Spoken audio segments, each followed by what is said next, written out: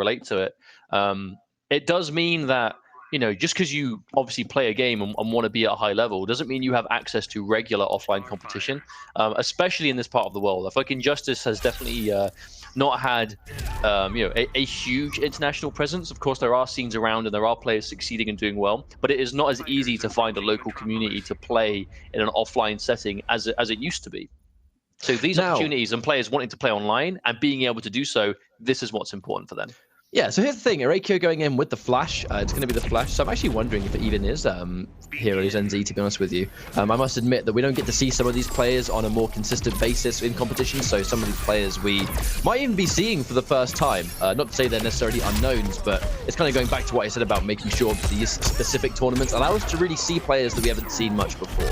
So K-Top going in with the Starfire, this is one of his many characters, so against the Flash, it's definitely not going to be a bad pick. But that said, here comes the Flash's offense. It's a classic thing about the matchup. Extreme defensive Starfire versus basically the best rushdown in the game. So Flash has to work hard in that neutral, but once he gets in, he really has the ultimate advantage. It's 50-50 town into the highest practical damage next to people like Bane, of course. It's just one of those matches of the opposites, right? But of course, it's quite an even start to this first life bar. Of course, it's first to 3, so we do have plenty of time left to go. K-Top trying to confirm off the down 1, but not quite able to get too much. And look at the chip damage, almost killing, but erayko staying alive. Is going to get maximum damage from this, but we'll spend the second bar just to make sure it's going to kill. I think that was really nice from erayko just to stabilize that life bar as the glass, but I mean, at this point, yeah, it's going to be very hard. I wonder if that was just a hard read on the Tamaranian charge. Well, I think actually one thing worth mentioning as we start this match is that we did see this exact matchup, but it was not K-Top, it was H-Top. So erayko has already taken out one of the brothers, and in classic way of competition is K-Top going to try and get that revenge. Right now, Flash making it easier said than done. Oh yeah, we understand. That's the desire, but there's a wake-up meter burn as well, just the extra hit, but K-Top managed to get out of the corner, but at what cost? Look how much health he's already lost. At least there's no bar on the side of erayko and no traits, so he's going to have a little bit of time just to build some space and maybe build some bar. So he's going to need as much bar as he can. That's what I say, is it borrow time that we're having to wait for those resources to come back, and now he's got it. And yeah, we're kind of nearing unclashable territory, so watch out! There's the reversal. The only time he was going to be able to clash, so that was definitely a now or never situation. He's going to win the clash, but now, if he gets clipped once, Flash is going to kill him easily. Nice, good jump. Wow, yeah, K-Top using the right version of that jumping heavy as well, just make sure it was able to catch. That's the funny thing about Starfire, actually, that some people might not even realize, is that she can change her jump 3's hitbox. She can make it go in front, she can make it go back, short, wide. If you play, you understand, but if not, it's a very underrated tool. He gets to confirm anyway, and 2 times in a row, we're going to see that 2-bar confirm. Bam! Game number 1. We're going to be going into erayko. Good stuff, but obviously 3 out of 5 territory here in Injustice. K-Top still has plenty of time to bring this one back.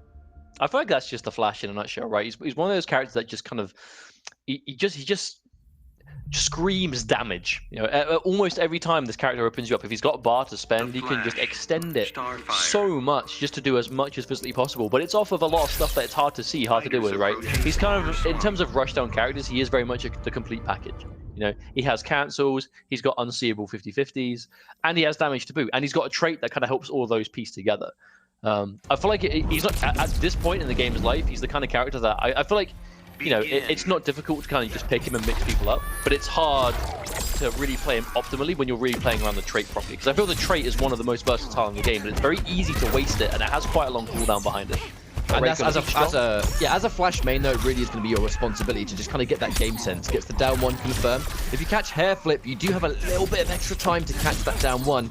Not an easy confirm, but definitely possible.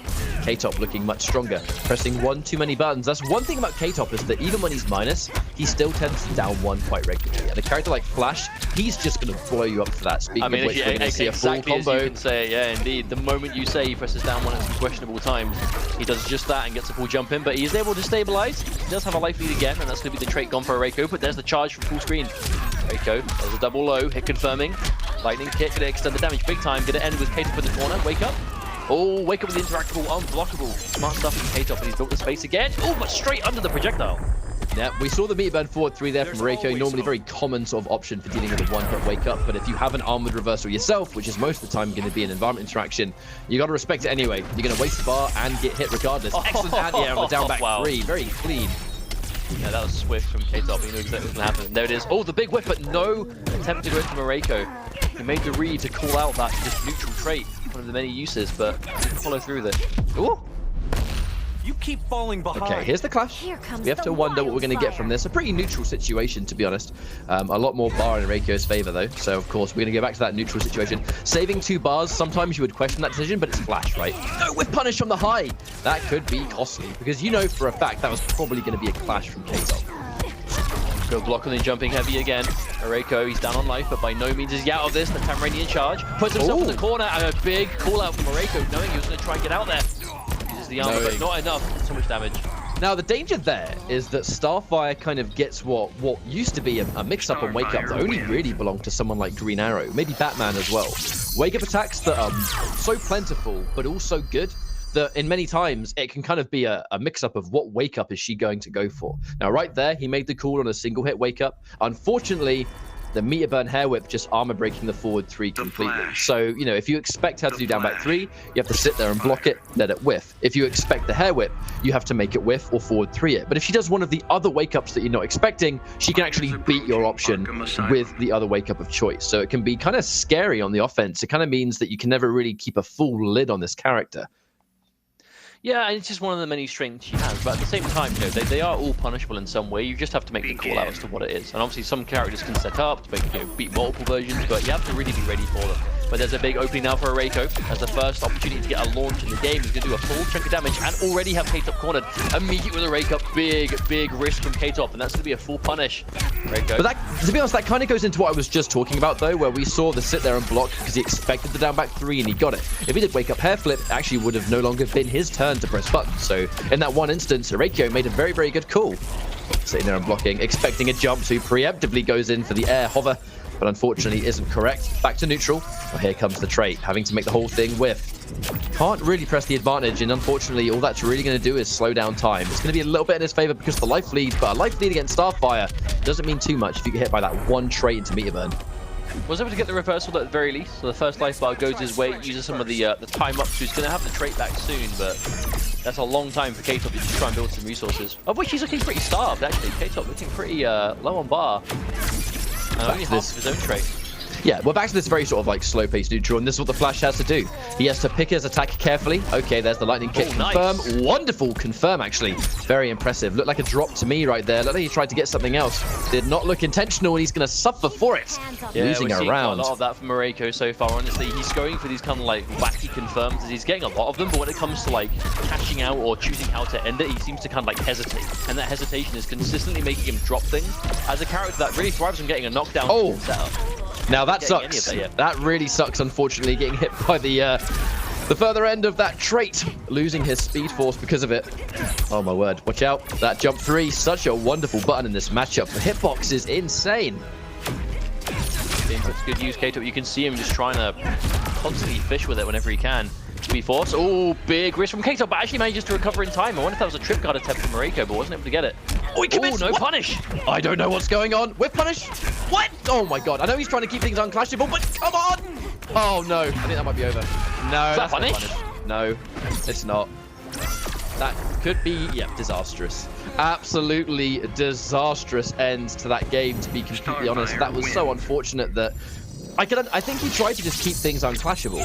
The problem is, he left the things he chose to end, the buttons he chose to go for to prevent the clash, didn't really leave him in a good situation and allowed K-Top to escape anyway. I think the better call would have been force the clash, spend all of your meter to hurt K-Top, and then play for that last hit. That would have been my advice, but we'll see. I mean, it seemed like he had a good chunk of bar behind him anyway, so I feel like in those situations, it's like if you're going to commit to making them, you know, not be able to clash, you at least have to be tidy with it. I feel like what he was doing there was kind of just prolonging the kind of spaghetti fest at the end.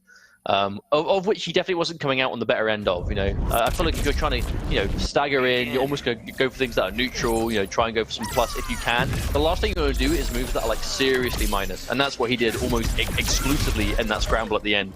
And that's what gave K-Top the moment to come to 2-1 now in this first series of winner's side top 8. Look at that gear. Finals. Look at that flash gear, by the way. That is a ketchup and mustard flash if I've ever seen one. A little bit. I can kind of see it. 80% me, 20% you. But that jump back 3. it's one of those things where she zones really strongly, not because of just the cluster, not because of her straight projectile, but her buttons too. You know, her jump 3 is one of her zoning tools. You know, it's not, normally the community can sometimes consider zoning projectiles only, but she has normals that also get the job done. Not getting caught respecting that cluster and eating it for a full combo. Just look at how fast the damage can go. That's why you've got to show so much respect. The trait catching the meter burn roll. Wonderful decision from K-Top, who is now looking very, very good. Match point. Got on the verge of a 3-1, getting revenge for H-Dope. Well, there's that preemptive meter burn Mac 3. I think erayko playing a little bit too far ahead now. He does not have the life lead to make these kind of decisions.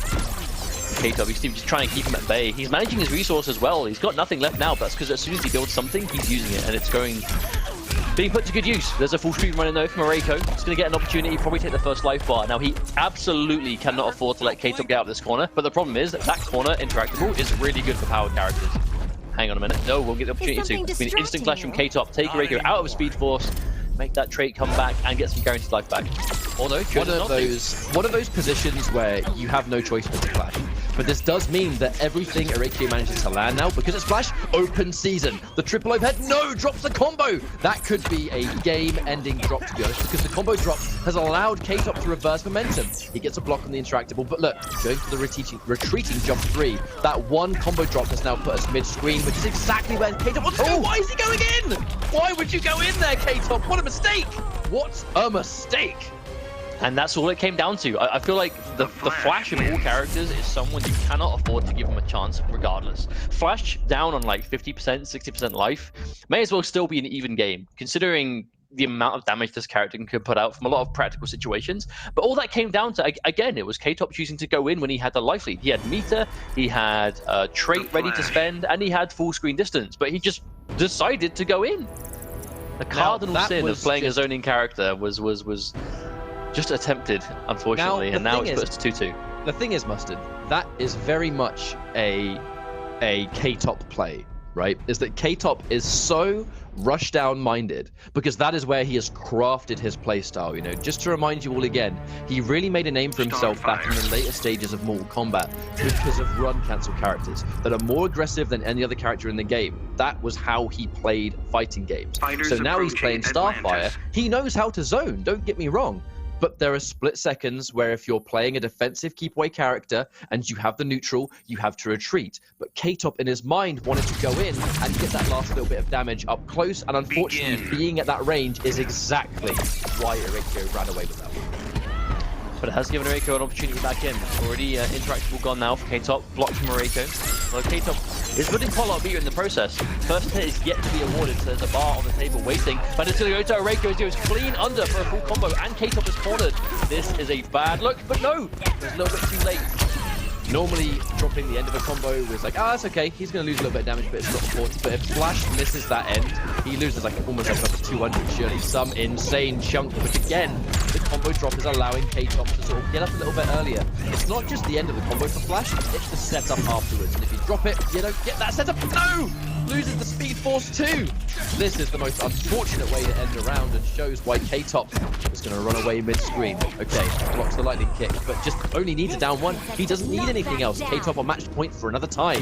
He needs to play this carefully though, because look at the bar difference. And there's no reason for him to be patient there. I feel like erayko has been in those scramble situations, dialing in, both hits of the down 1-2 into lightning kick consistently. So he's going to know to just sit patiently and wait. Tries to down one, but gets launched by the Sonic Pound. This might be the life bar. No, another drop from erayko. What happened there? Execution is 1000% losing in this game so far. He needs to just tidy things up, or K-Top is going to walk away with this instantly. You have to play third off against Starfire. You have to keep a lid on this character. You have to punish every single misplay, and erayko has had a couple of moments to do it, but he's just not been able to seize the moment.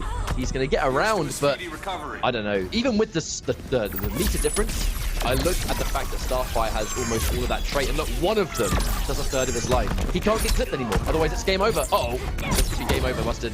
This could be game over. Maybe. There's a K-Top in the corner, and he's got 2 bars. He gets no combo again, and the maximum delay wake up from K-Top. Wants to waste as much time of that trait as possible, and erayko walks straight into the jump heavy, and that's gonna be it. As the Starfire beam is going to take this one down, erayko, I feel like he really let himself down there with those drops. I feel like almost every combo he got in that final game was dropped at a really crucial time.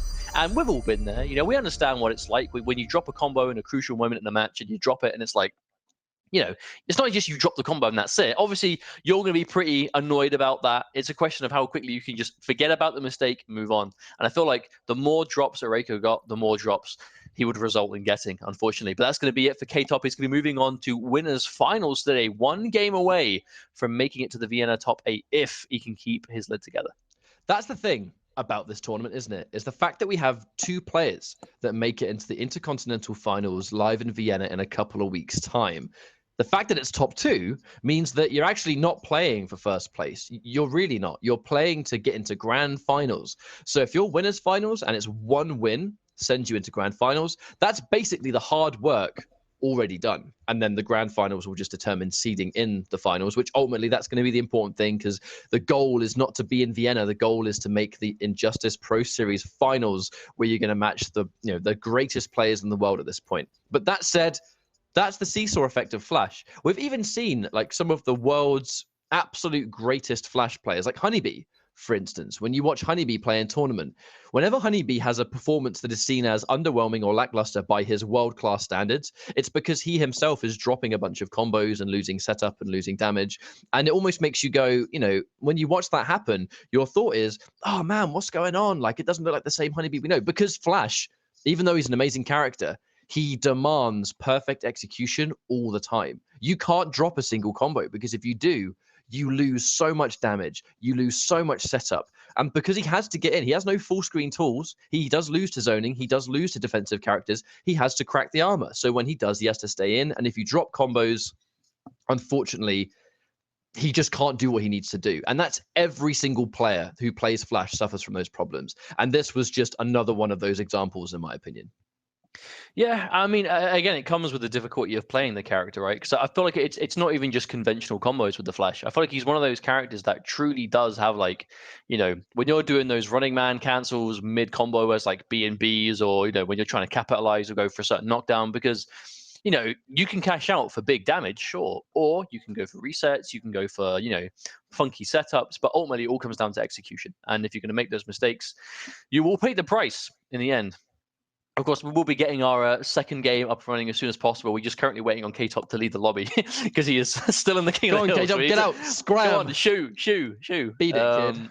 But we do have our next game ready to go momentarily when they get in the lobby and ready to go. It's going to be, quite a juicy one. It's going to be dubasik versus Nivek. And this is going to be one to watch, because dubasik really...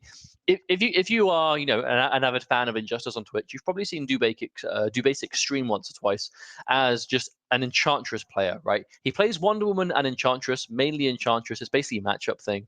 But he has like a super clean Enchantress. And of course, Nivek is famous in this community. He's probably the best fighting game player from Greece. I don't think it's, you know, anyone can really argue with his success across fighting games of, you know, many styles. Just he is basically a king of this genre over in Greece. And of course, NetherRealm was where he really made a name for himself. And Injustice 2, he had a decent year 1. Not so much in year 2. I feel like he's had a bit of a shaky journey with Injustice this year. He definitely hasn't lived up to his usual standard. But this is an opportunity for him to really kind of change things and, you know, maybe make it through to the finals today with, actually, I don't know what character he's playing. I think it's been Supergirl or Starfire. I've only really seen Starfire from him this year, but I mean, never count out a Supergirl, right? You never know. Now, dubasik I'm excited for, because by the looks of the bracket on Smash GG, he has used Wonder Woman to get where he's got to, according to the bracket anyway. But the main thing about him is that he is seen as a Enchantress specialist. You know, that's the kind of character that really put him on the map. But as things go in this game, Enchantress is definitely not a character I feel can win by herself. You know, she has some matchups she does well in. She's very tricky. She's very complicated. She's got some good tools. She's got some good buttons. She has a really, really dangerous trait if you know how to set it up properly. But inevitably, she has got some matchups she doesn't do very well in. So it's important to have a backup. This is the biggest thing in modern NetherRealm that I actually like, is that back in the days of Injustice 1, we would see so many character specialists that their goal was not to win a tournament or get top 8. Their goal was to be the highest placing player of that character. I never agreed with it back then. I don't agree with it now. I think the goal should be, especially when there's this much on the line, play to your highest strengths to win the tournament and consider yourself as the best with the character, secondary. If the character complements your style, all the power to you. Just make sure you don't play that character alone, and if there is a bad matchup, you can cover it. It is something that basically everyone in the scene does now, and I'm so glad that we have kind of moved on from those old school days, because the stakes are higher. The stakes are higher than they were back then. I mean, there's nothing wrong with playing a character you enjoy. Like, oh, by all means. Even if you're a competitive player, if you only actually have fun with, you know, a certain character, then play that character. But you have to realize what that's going to do for yourself. You know, there are examples of players that will play just one character and they'll do fine for themselves. But then obviously you have to realize that they will eventually hit certain matchups, or, you know, that they will have to work extremely hard through a lot of different characters, a lot of different players, which again is fine if you're willing to put in that effort. But it looks like it is actually going to be Starfire coming out from Nivek and Enchantress from dubasik as we get started with another 3 out of 5 to go. Nivek is bringing out that Starfire and dubasik with that Enchantress. Not a matchup we get to see too often. Yeah, exactly. Now we're seeing some immediate matchup dependent stuff here, where we're seeing the Reflect come through as a means to counter her projectile, and we can see that forward 3. The fact that Enchantress' forward 3 goes further than anyone else in the game. dubasik now are going to get the knockdown on, I believe that's the 1-2-2. Sorry if I get an annotation wrong, I don't play this character at all, but look at the conversions. And now the trait. Watch out for that overhead, mate. That is a near perfect. dubasik. The Enchantress. You're as naive as June. That's an Enchantress sequence if ever I've seen one. Nivek, unfortunately, just on the receiving end of that from start to finish, and another perfect placement. Good God. 3. I love the way dubasik is playing this matchup. Like, it's so unconventional. Full screen, obviously, like, you have to reflect the projectile, but it's not going to get through the beam, it's not going to get through the dust. But from point blank, dubasik is playing this perfectly, a clean anti-air. All on accounts with the throw. Protect Nivek. If he didn't see that one coming, and dubasik is just running away. Didn't dubasik win Moscow Flying Arena with this character? I believe so. I'm pretty sure he has tasted success with Enchantress before. Just to remind everyone, not to bring up Honeybee again, I swear I love you, bro, but this was a matchup in winners that dubasik actually defeated Honeybee in the group stage. Ultimately didn't win the run back, but clearly his Enchantress, he has his head screwed in for this matchup. He knows exactly how to approach it. He's got the setups, he's got the neutral, he's got the damage. Nivek was being incredibly uncomfortable with this character as well. Also, I love the way dubasik is playing this. Obviously, one of the most annoying things is that dealing with Starfire. Oh, Injustice 1 meter burn! There we go, the old days, 2013 tech right there. That's the Injustice 1 Atlantis, man. That's the Atlantis. Now, the thing is, one huge thing I like about this is the way dubasik is playing on the wake-up game. And there we go, there's that jump too. But dubasik, almost every touch he's getting on Nivek, unless he's in the corner, like if he's mid-screen, he's ending in the restand every time. And we all know that one of the most obnoxious things to deal with against Starfire is her plethora of wake-up options, and how you're going for the O-key, you have to make a read as to which one you think is going to happen. If you have a decent restand that you can get the majority of the time, you can, of course, eliminate that option entirely. And Nivek wasting no time going straight to Supergirl. He's going to attempt to make the change. Supergirl is the character he had a lot of success with in year 1 of Injustice. Of course, the character is slightly different, but fundamentally you can still do a lot of the same things. And Nivek is, I think this is a good pick for Nivek because she's a very fundamentals-based character, and Nivek has fundamentals for days. Now, this is a matchup where you kind of look at the tools, though. So we're still going to see some full screen stuff. It's not going to be as slow recovery. The laser beams will be a bit faster. We're going to see a lot more airborne mobility. But the thing is, dubasik has the reactions on the down 2. Enchantress' down 2 is superb. A good-looking hitbox, very, very fast. And clearly showing that he is not afraid to anti-air those air dashes. So will the matchup be that different? I don't really know. I feel like it might be quite similar, to be honest. It's the up-close game that Nivek's going to try and play around. He's going to try and play this kind of mid-screen neutral, but just that down 2. It's so good. It's so good. Splash. I get the background bounce. Yep, adding a bit of damage. The trait coming through.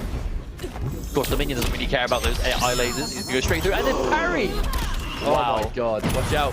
He's making Nivek really afraid to press buttons, to be honest with you. Catches the long range low. And there's the spell. I'm not even going to try and say what spells they are because I have long forgotten. No one plays this character. All right, there it is. There's the soul steal. Your soul is mine.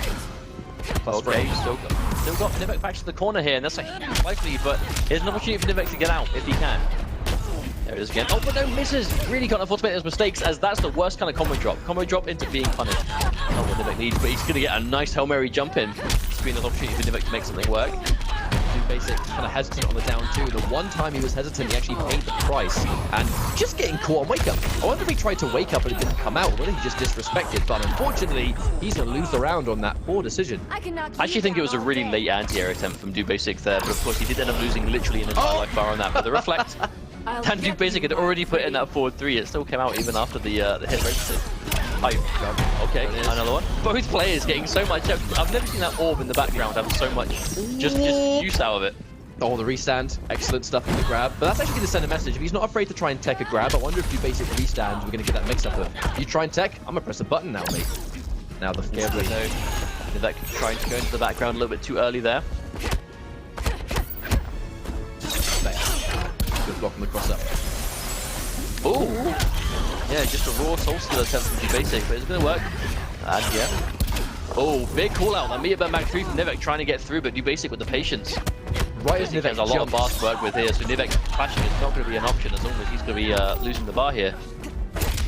Not having an opportunity to spend a lot of bar either. So dubasik, I feel like he kind of misplayed that quite a little bit. A lot of hesitation, not really pressuring when he should have done. Went in for the delayed minion drop right as Nivek jumped, so it pretty much accomplished nothing. But you know, because Enchantress, she's such a tricky character, has so many setups, you can commit so hard to one setup and they just jump, they press buttons or whatever. They just do the one thing that you're hoping they didn't do. Good trade. Oh, the reset situation. Oh wow, anti-air attempt again. I feel dubasik is really thriving on his anti-airs. Obviously not all of them are working, but he's committed to the attempt. Drops the orb. Close game here. Nivek has a slight life lead, but he does have a clash also. Isn't a terrible situation for Nivek. He's got to watch out for that reflection shield, even if he has a life lead. Getting rid of all those interactables. Unfortunately, they are doing a significant amount of shit too. Good blocks, and that's going to be game over. Wonderful positioning there from Nivek, and to be honest, I feel like that really could have gone either way. It absolutely could have gone either way. dubasik didn't get a couple of opportunities that he should have got, and Nivek just, you know, playing solid as ever. Solid as a rock. That fundamental character that Supergirl is. But there's the character change, right? That's exactly why Nivek goes for it. Even though Starfire is an incredibly powerful character right now in terms of the meta, if you personally feel more comfortable in a certain matchup, or you just think the change is necessary, you need to be able to do it. And Nivek's done exactly that.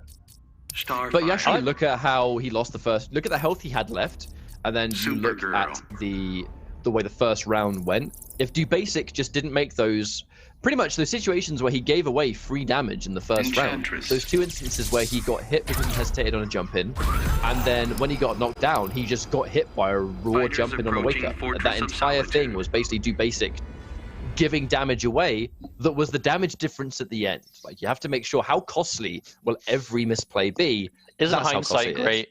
I know, right? Wonderful thing. And it's almost like it's our job to hindsight because we have all the knowledge by watching the game. The stages have been pretty interesting as well. I feel like these are definitely 2 characters that really benefit from a background bounce. So even there, I feel like Nivek tried to whiff punish with the background bounce, but wasn't close enough to the center of the stage. But they're both getting so much mileage out of them, and consistently we find ourselves on a stage with that being an option. Oh, even though it missed, it still came back. This skill's just active for so long. So there's the jump in. We're going to get the spell, but we're going to see what spell it was.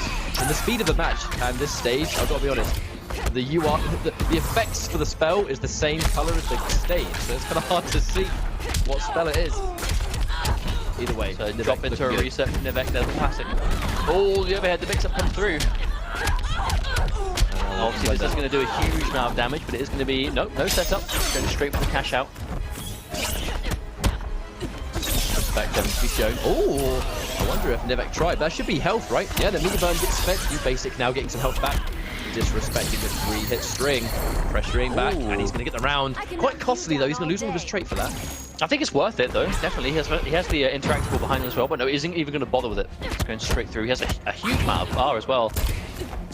Fuzzy dubasik doesn't get opened up this time. There's going to be a nice opportunity. Straight to capitalize, evening things up. Almost dead even on bar also. This is again another even Stevens game. Oh, the overhead. Actually surprised Nivek getting hit by that. Definitely not your traditional forward 3 is Enchantress' forward 3. Such a wonderful sort of counter-zoning tool. Can't get a full combo anywhere on screen, but it's going to at least be able to knock him down, give dubasik a little bit of real estate. There he is again. Forward 3. So satisfying. Good grab, finally.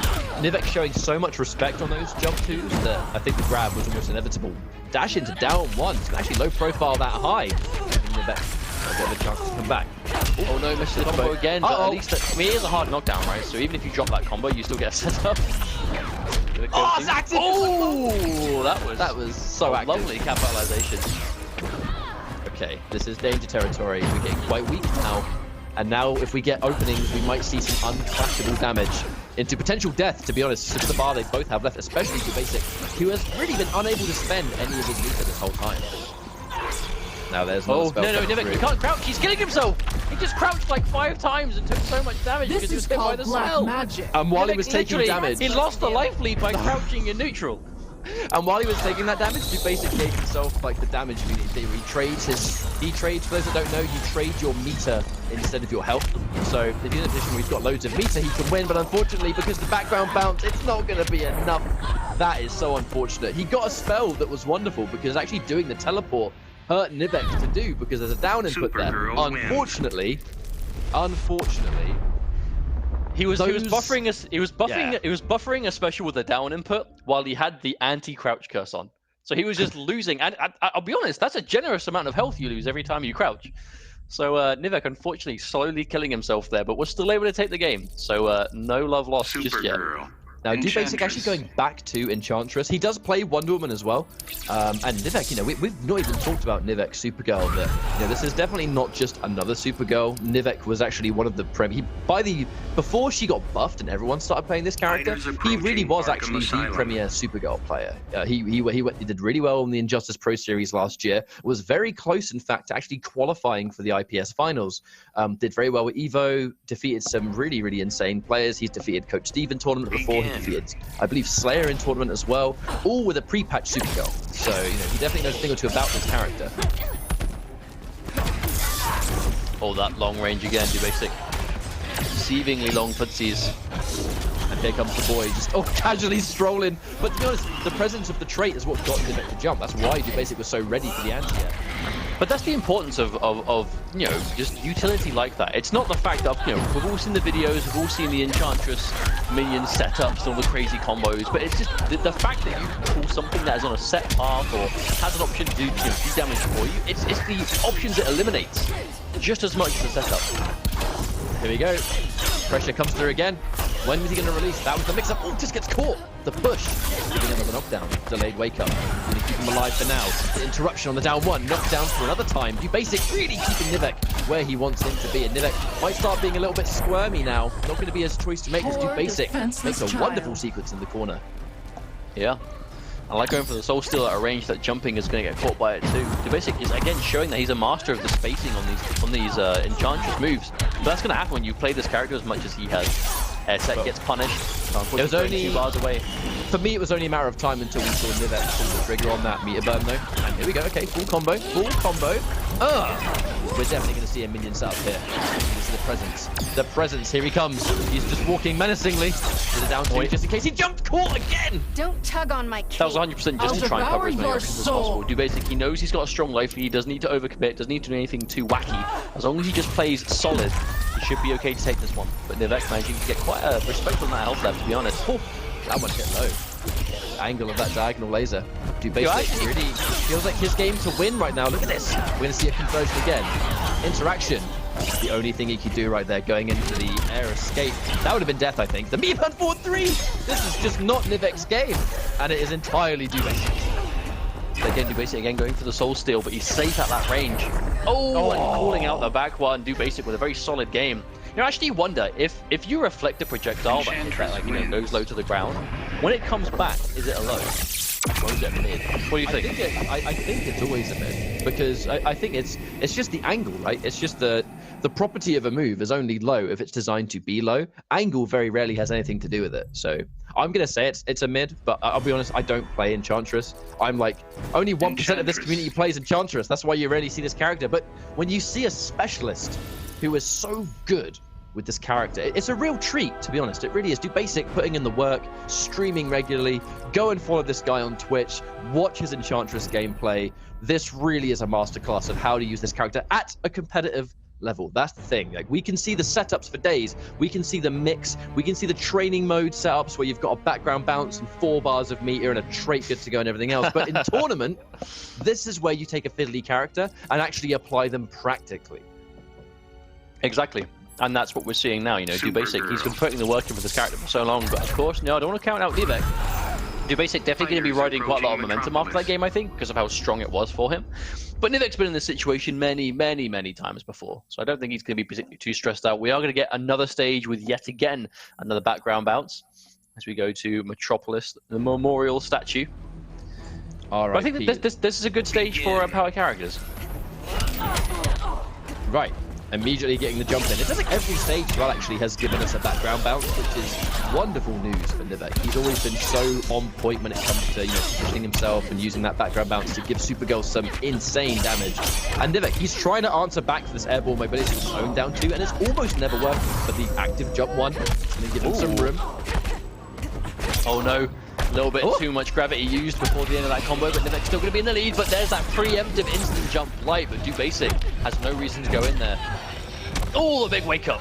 He can't commit though. Nivek knows he can't commit. And oh, it's almost like he's killed the minion there. Oh no, badly placed forward 3. Oh, air tech. Yeah, he's out. I don't think he wants to take the knockdown, because remember, the back 1, 2, 3 would have pushed him towards the corner, so he's just slightly outside of it. Yeah, forward 3, he can't really do it against those lasers too fast. The reflect. Yeah, challenging it again. Oh, so much range on the 1, 2, 2. Oh, the start of that reflect, dubasik not letting Nivek get away with anything. Tries to hit confirm, but no, a little bit too soon. And there's another instant jump. Nivek getting so much of that. He's trying to shut down those instant jumps from dubasik with one of his own. Now, he has to play this really carefully. With Nivek's situation, he can't give up any more life on his second health bar. Okay, there's the anti-air. Bomb again. Soul Steel for some knockdown presence. Nivek, very respectful. dubasik kind of needs to clip him one more time. I like how Nivek actually isn't deterred. I'm trying to think of what that could be. I'm really sorry. I'm really sorry. I don't know what I can't remember what the spells look like because I haven't seen Enchantress in so long. I know the effects. I just don't know what the names of them are. Now, obviously, one stops the crouch. You've got the one that stops you from using super meter, and a few other ones. But it's just a question of recognizing which one it is at the time. We must look so bad right now. Guys, I'm sorry. Leave me alone. Okay, anyway, there's actually match point both players. Oh, the whip punish dubasik with the call out. Unclashable again, the trait. 4 bars for Nivek though. Oh, but is it gonna matter? He's gonna get the clash. Nivek. Now, the question is, will dubasik spend his bar to stop health regeneration here? Because Nivek could potentially even things up in life, but dubasik, he needs bar to really do what he's been doing. There we go, reflect. Nivek, as much as he really wants to, he just can't use these lasers. It's so quick for Enchantress. Use the reflect! Walks into the down 2. And there we go. Meter burn for the soul steal. That is why dubasik did not spend bar because he wants it. Gets clipped. And now the minion. This could be the game-winning minion. Gets the cross up on the jump 2. And there is the clash of dubasik's own. Saving no bar is going to save him here. 2-2. 2 for 2. What's the read here? 2 for 1. He's going to get some health back with Nivek. He's in a rough situation now. At least dubasik doesn't have to trait minion anymore. The block, plus frames. Yep, get the jump because he knows Nivek's going to respect the plus frames of that 3 hit. A little bit of a whiff punish for the laser. Oh, instant dash just to go over the anti-air attempt. Oh, what? Oh, whiff punish! The grab from that range! I don't know. That must have just been a hard read. But he's going to get set up on this. He's got so much space. Oh, that forward dash out of the corner. Galaxy brain and a half right there. Not out, Nivek! Oh! Wait. Whoa. Oh, the capitalization! He's still got it! Who's going to win? The forward dash! Another forward dash! What is going on? Super! Watch out. I don't think he's going to spend it. I don't think he's going to... Oh, the jumping comes out, Nivek. So mindful of dubasik super meter. Expecting something elaborate, and a jump in's going to do it. That was a good scramble at the end, but dubasik sticking with Enchantress. And now he's going to be winners finals, where he's going to meet K-Top as well. 1 game away from sending Enchantress to the finals in Vienna. Like, that's going to be insane if we can see that. But what an ending! What an ending. No, that was incredible. I feel like that's the best kind of scramble, where it's a scramble by definition, but neither player was particularly like, no one looked like they were panicking, no one looked like they were getting stressed. It was still really clean play, even down to the final play. You know, Nivek jumping back, seeing that dubasik had a full bar of super meter, and having obviously the air dash in Supergirl, that if he did go for super, he could obviously get out of there and avoid the chip damage, because supers do a lot of chip damage in this game. And I'm sure, I can't tell you off of memory, but I'm sure Enchantress does just as much chip on block for their super as the majority of the other characters. But bravo, really strong game from both players there. Unfortunately, Nivek going to be moving down to the loser's bracket, where he'll be facing the winner of our next match, which is going to be H-Tope versus For Sure 7. But of course, K-Top and dubasik is that winners finals that we'll be seeing slightly later on in the broadcast. Winner of that match will be grand finals, which will guarantee them into the Intercontinental Championship finals in Vienna, where of course the winner of the Intercontinental Championship overall in Vienna is going to be a guaranteed invite to the Injustice Pro Series finals in November in Chicago. So still layers upon layers of qualification, but these players are ready to do it. And those two players find themselves one set away. Imagine that, 3 out of 5 away from being that close to making the finals. It's mad, really, isn't it? That we've been seeing the Injustice Pro Series unfold. At long last, you know, the rest of the world is now getting its own championship in the form of this Intercontinental Championship.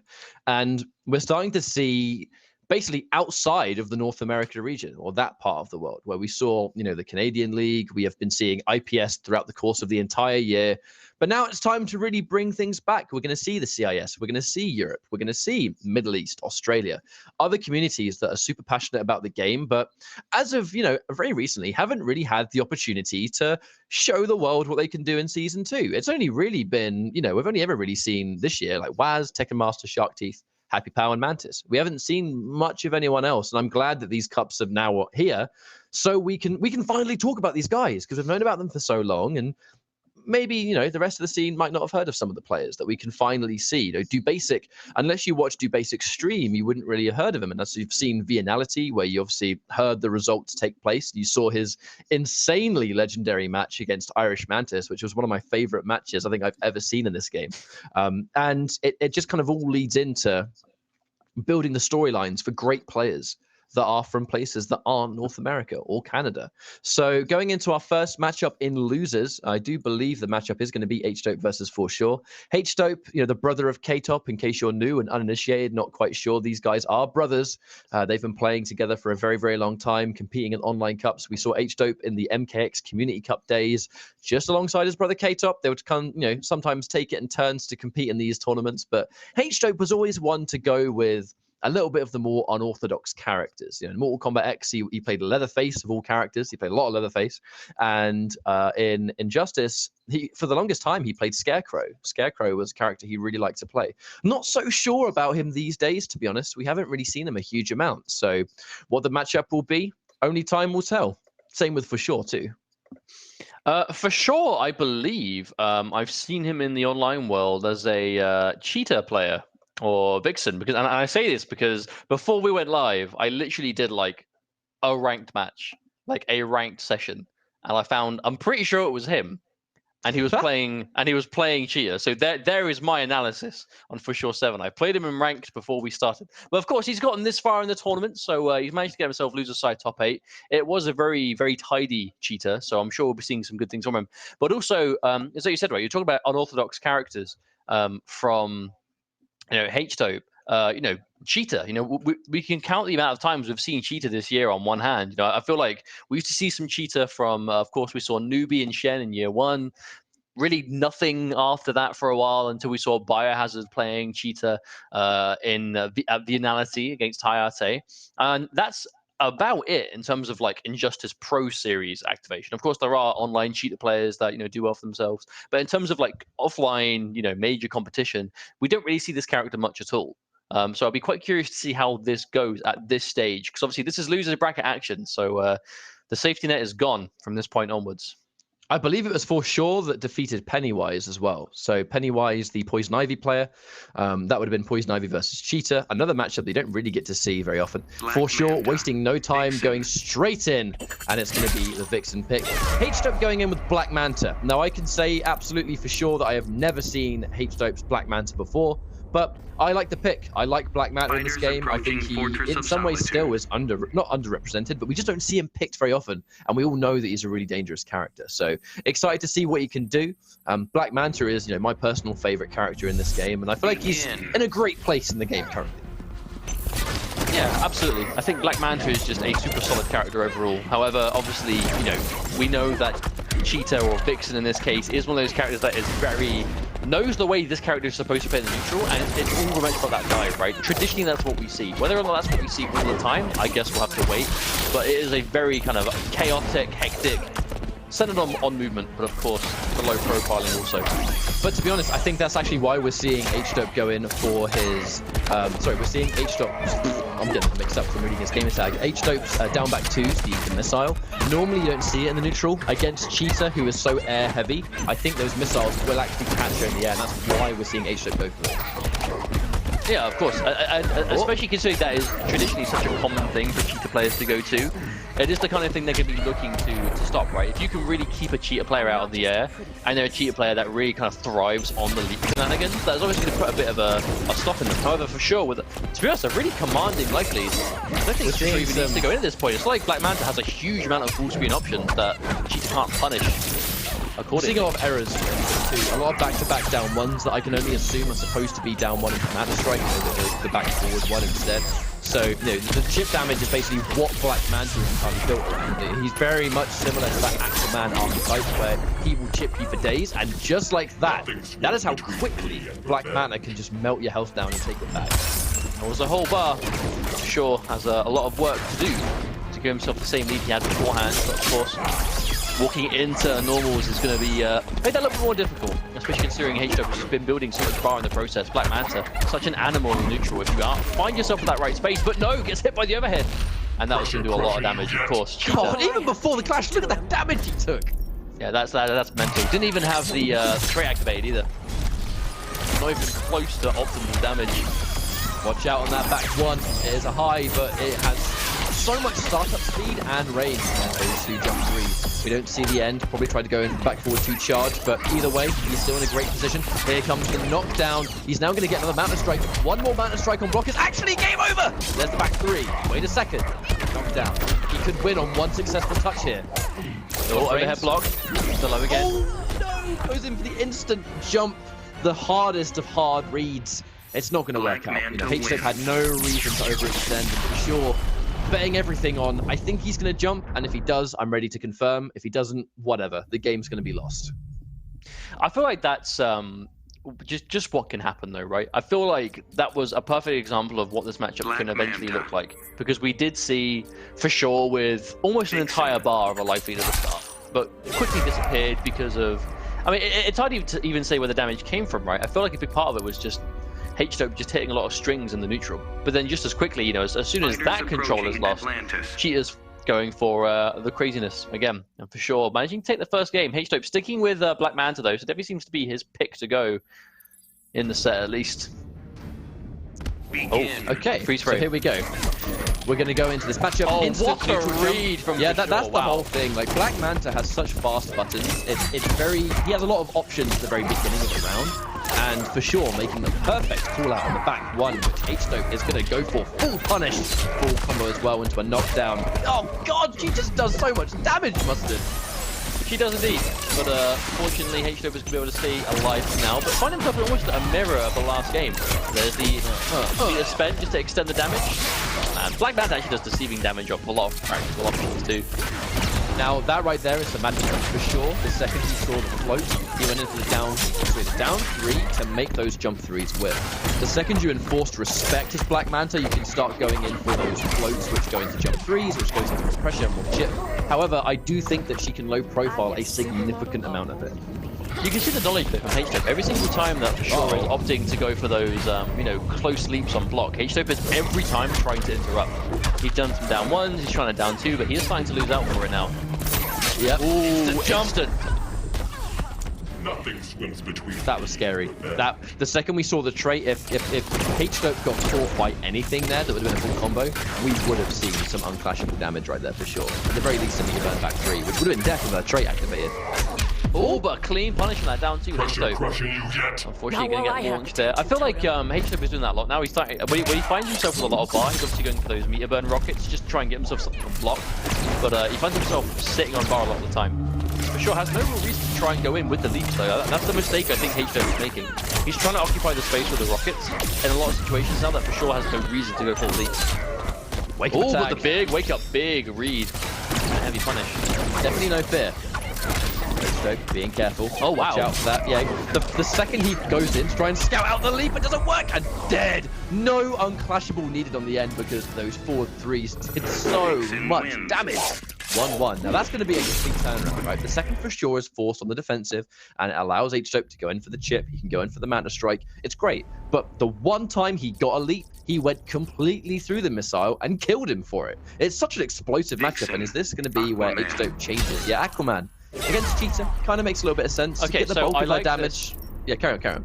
I like this a lot because I feel like the trait is going to do wonders because whenever you find yourself getting launched by Cheetah, at least when you're standing on the ground, you have a long time to realize you're about to be launched. So obviously the trait and the Aqua armor is going to do a great job of just stopping that. But I think the big thing here is the down 2.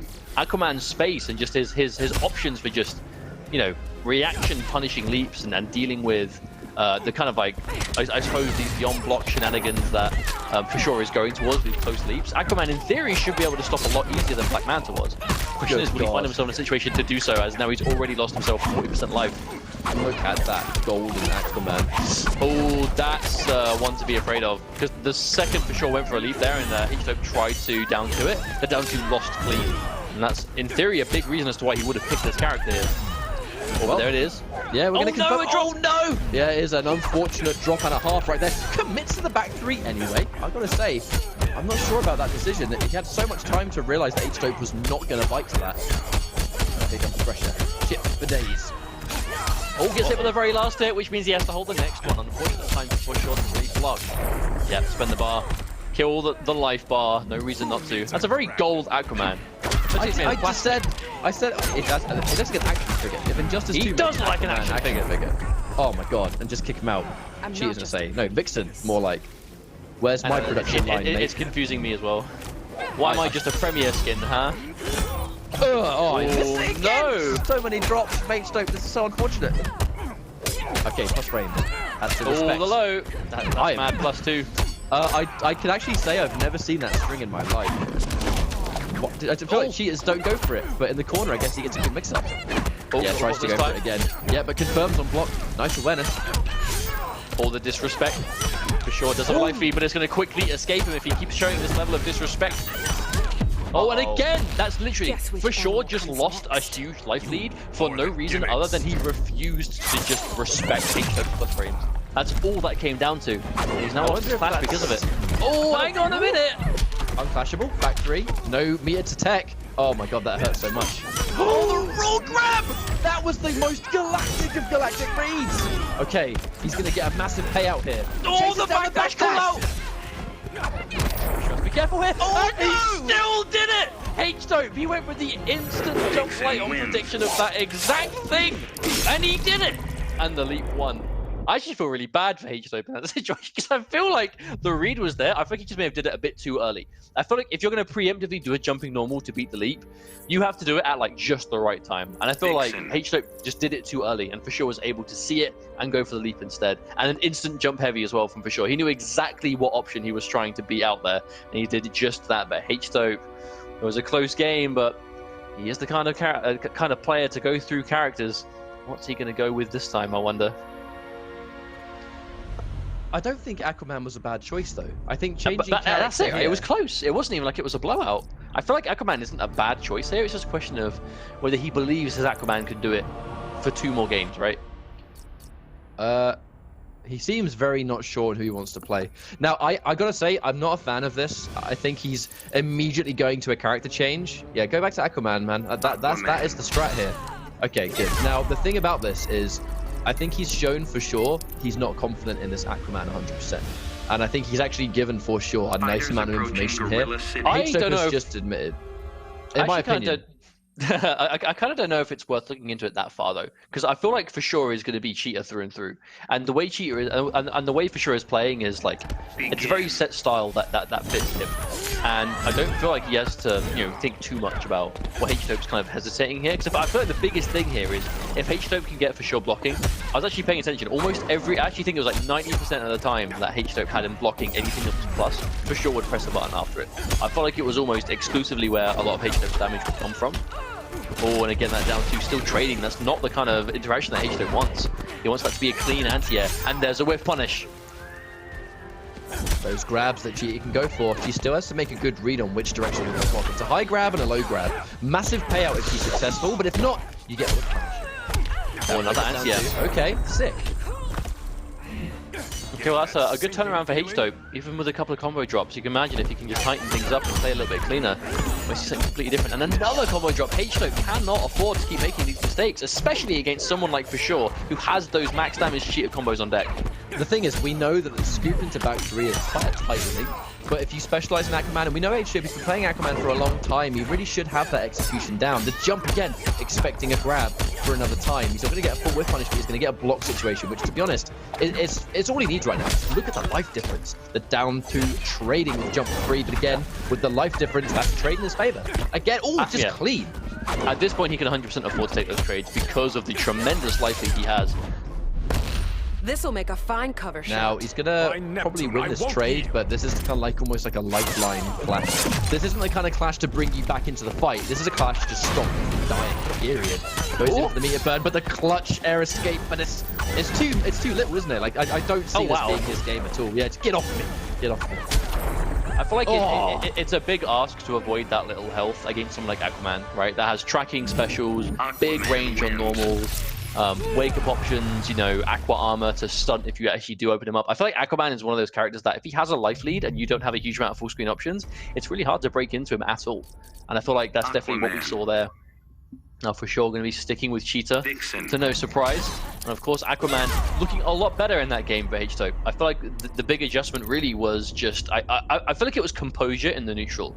Of course, his combo execution, and I mean, look at that face. Check out that face. That is a man that wants this 3-2. That is a scream. That is I will win the scream. For me, that's the face of a man that is trying to anti-air Cheetah's leap. Begin. But of course, the slow motion reaction of seeing a Cheetah leap towards you with the trait activated. Or go down there again. Because I feel like the biggest adjustment there, like the problem H-Dope still has is his combo execution is still not so good. At least with Aquaman so far, but his composure was a lot better in that game just now. Of course, For Sure finds himself with an instant life lead. Oh, the tentacle chases her down. Okay, I actually quite like that option. Gets it again, the leap for days, goes in for the grab for another time, really committing to that jump three, jailing into one of the grab directions, but unfortunately the past two games, For Sure, he's just not been successful, but as a 50-50 goes, he's going to be right this time, and now the damage payout is going to allow what's basically going to be a round. That's what happens when you get the grab. That's why he goes for it. It is always worth it. I mean, but that's the kind of play you have to commit to as a Cheetah player in a lot of situations, right? We saw last game H-Dope was jumping them on reaction and punishing them, but you can't be ready for them every time. For Sure is calling that out. Because now, For Sure, a little bit lower life in this first bar, but no, the jump. Oh, the big read again. Ask and you shall receive. We talk about the payout. If those command grabs connect, how much damage you get. If you make that big gutsy read and you neutral jump him, she's taking a full jump in worth of damage. Which with Aquaman, that's a lot of life. Ooh, jump two, down twos, I mean. Okay, we finally get the clutch back three. That's the first time he's actually landed that. Now For Sure, he's got 4 bars and he's got trait. In the online world, this means death. But can he make it work? The thing is he going to clash? Yeah, he goes in for the clash. A little bit late, to be honest with you, actually. That little smidgen of damage he took because he didn't clash a couple hits earlier might come back to bite him. He's only going to spend 2 because he needs the other 2 to kill. Is he going to commit? Goes in for the back-to-back overhead, does not commit. That's like an execution error, though, I think. Oh wow, they actually got caught on the start of the leap. Oh, there's a big back 3. What's this going to be? Nope, doesn't spend it. Oh, he challenges it! But the aqua armor, right as we said, he took so much damage but didn't get launched. H-Dope is still alive. This is loser's bracket. I mean, he didn't get launched out, but he took so much damage. I know. It does not damage. Oh, and he's got the clash ready. H-Dope still makes it work, and he's got guaranteed bar to win the clash. But the problem is, the amount of health he's going to have, that's nothing for a leaping Cheetah. Oh, he does it immediately! He wasted no time. He goes again. He's being so predictable with the leap now. Commits! Oh my god, he commits to the leap. Dodges the jump, but that forward two just has so much range. He just swung it from side to side. Take this! I will move on in loser's bracket, and that's going to be H-Dope for sure. And that was a really entertaining set, I'll be honest. That was super entertaining. Props to for sure. Of course, thank you very much for bringing Cheetah to the competitive world. We do not get to see this character a lot, but when we do, it's always quite exciting. Of course, H-Dope, though, we have to talk about the man of the hour, H-Dope, moving through to, I believe, fighting Nivek this time. Yeah, so. It's going to be Nivek versus H-Dope will be the next round of losers, but of course we have one more left to go in our top 8. But that was a really, really thoroughly entertaining series. Now, I actually think hopefully we should be able to get the players into our next matchup sharpish. Gitblame versus Alegil. I'm going to assume that's how you pronounce it. I'm really sorry if I do it wrong. I have a bad history of just butchering a lot of these kind of like Eastern European names. So we'll see what happens there. But to be honest with you, we saw some a nice combination. I actually think that Black Manta and Aquaman do work quite well together. Black Manta is definitely more chip oriented than Aquaman, if you can even say that with a straight face. But that's definitely the case in my opinion. But they're definitely the two that kind of fight for that right. They fight for their right to chip you out the whole game, and they will win. I mean, it is party time when you can kill your opponent with chip damage. Isn't that right?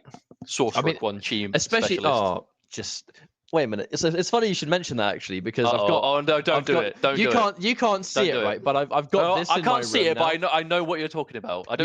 You know exactly what you're referring. This was a gift. This was a gift by Mustard's fiance, right? Back when I had my prime days of Sorcerer Quan Chi, where I would basically defeat all of my opponents with the chip damage, which means that I am the biggest fan possible of killing someone while they're blocking. I think it's great. I think it's a great time. And if you've not done it, I suggest you give it a go. But yeah, next matchup in losers is going to be, let's consult the bracket. So Gitblame versus Alegil. We've kind of seen a couple of these guys kind of kicking around in online brackets. We don't seem to see them all the time, but that's what these online cups are for, to finally see some players. All right, of course, we will be getting to go very shortly, but unfortunately, as before, we are actually waiting for Sure 7 to leave the lobby so we can actually invite the other players in. So for sure, if you're watching, you're listening, because I know apparently it's not in the Discord anymore. If you can please leave the lobby so we can continue with the tournament, that would be great. Thank you very much. Beat it, kid. This is that's mean. That's well mean. Beat it, kid. He might be older than me. But it is going to be our final match of the first round of top 8 losers bracket coming up with Gitblame versus Alegil. So excited to see how this one pans out, as the winner is going to be facing off against erayko. So it's going to be against the Flash we saw earlier in the winner's side. So there's still all to play for as we are getting through this bracket. And again, for those of you that may have just joined us as you move through towards the end of this first round of matches, welcome. This is the Injustice 2 Intercontinental Championship, where we are currently doing the online portion of the international scene for Injustice 2 in the Pro Series, where we are currently doing EU East, I believe, and we are looking to find who our top 2 players will be in today's tournament, and our top 2 players will qualify for the Intercontinental Championship Finals in Vienna in 2 weeks' time, where there'll be the 8 players who win our 4 online cups. There's going to be EU West, EU East, Middle East, and Australia. Australia has already happened, and of course, this is the second in sequence, where our 8 players will play in Vienna, and the winner of that tournament will make it as a direct invite to Injustice Pro Series Finals. So even though the point leaderboard is basically decided thanks to SCR being done and dusted, there is still the last chance qualifier in America, and there is still, of course, the Intercontinental Championship. So we'll see who those final players will be. They're guaranteed to be in an international representation, and that's actually what makes me really happy. Is the Intercontinental Championship gives international Injustice a chance to get some guaranteed representation, because there are so many good players internationally that just don't get the chance to compete regularly, because obviously it's difficult to get to every IPS event. The events that have the points, it's harder for some players than others, and that's just the way of life. That's just the way the cookie crumbles a lot of the time. But this is a guaranteed way to get at least one player that we know is like a top representative of this part of the world into the finals. Okay, so I kind of, to be honest, I agree with you 100%. That's the thing, is that we spent a lot of our time back in the Mortal Kombat X days, and obviously during last year where the European program was the path to pro.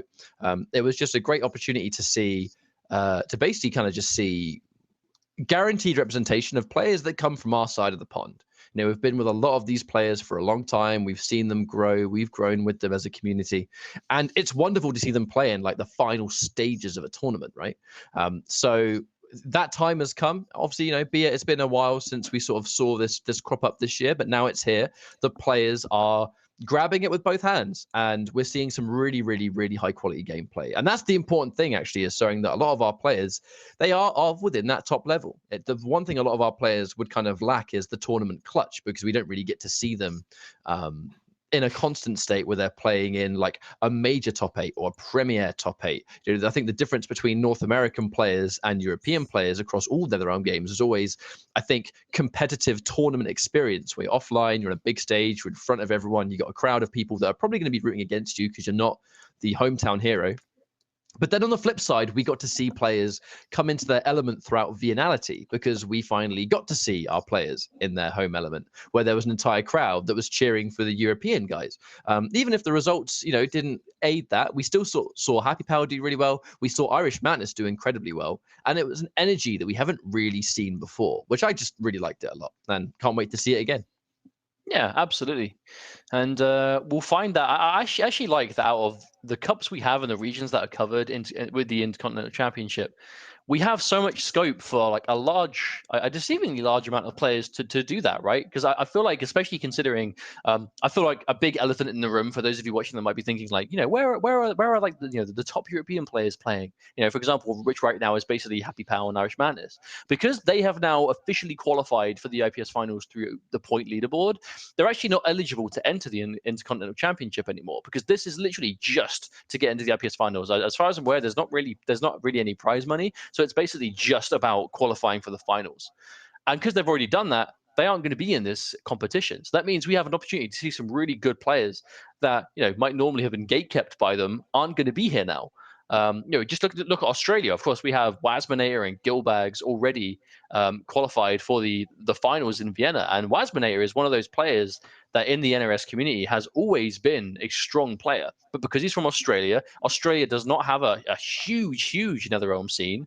But the ones that do play are very dedicated. And he's always been a great player, just from a part of the world that we don't get the chance to see too often. And now he's guaranteed for a Vienna representation where, who knows, maybe he'll be able to beat all of the international competition and make his way to IPS finals. And the same could be said for anyone that finds, it's top 2 per region. So that top 8 is going to be a fierce international top 8. And I cannot wait to see how these scenes that never get to play each other face off when they are playing for the scale of prize that they're playing for. That's the thing, isn't it? Is that when it comes to the Intercontinental Championship, in these online qualifiers, we're playing for the top 2. The grand finals determine seeding, which will have a big factor in the Intercontinental Championship finals. But fundamentally, in these online cups, the objective is actually going to be the grand finals, not the tournament win.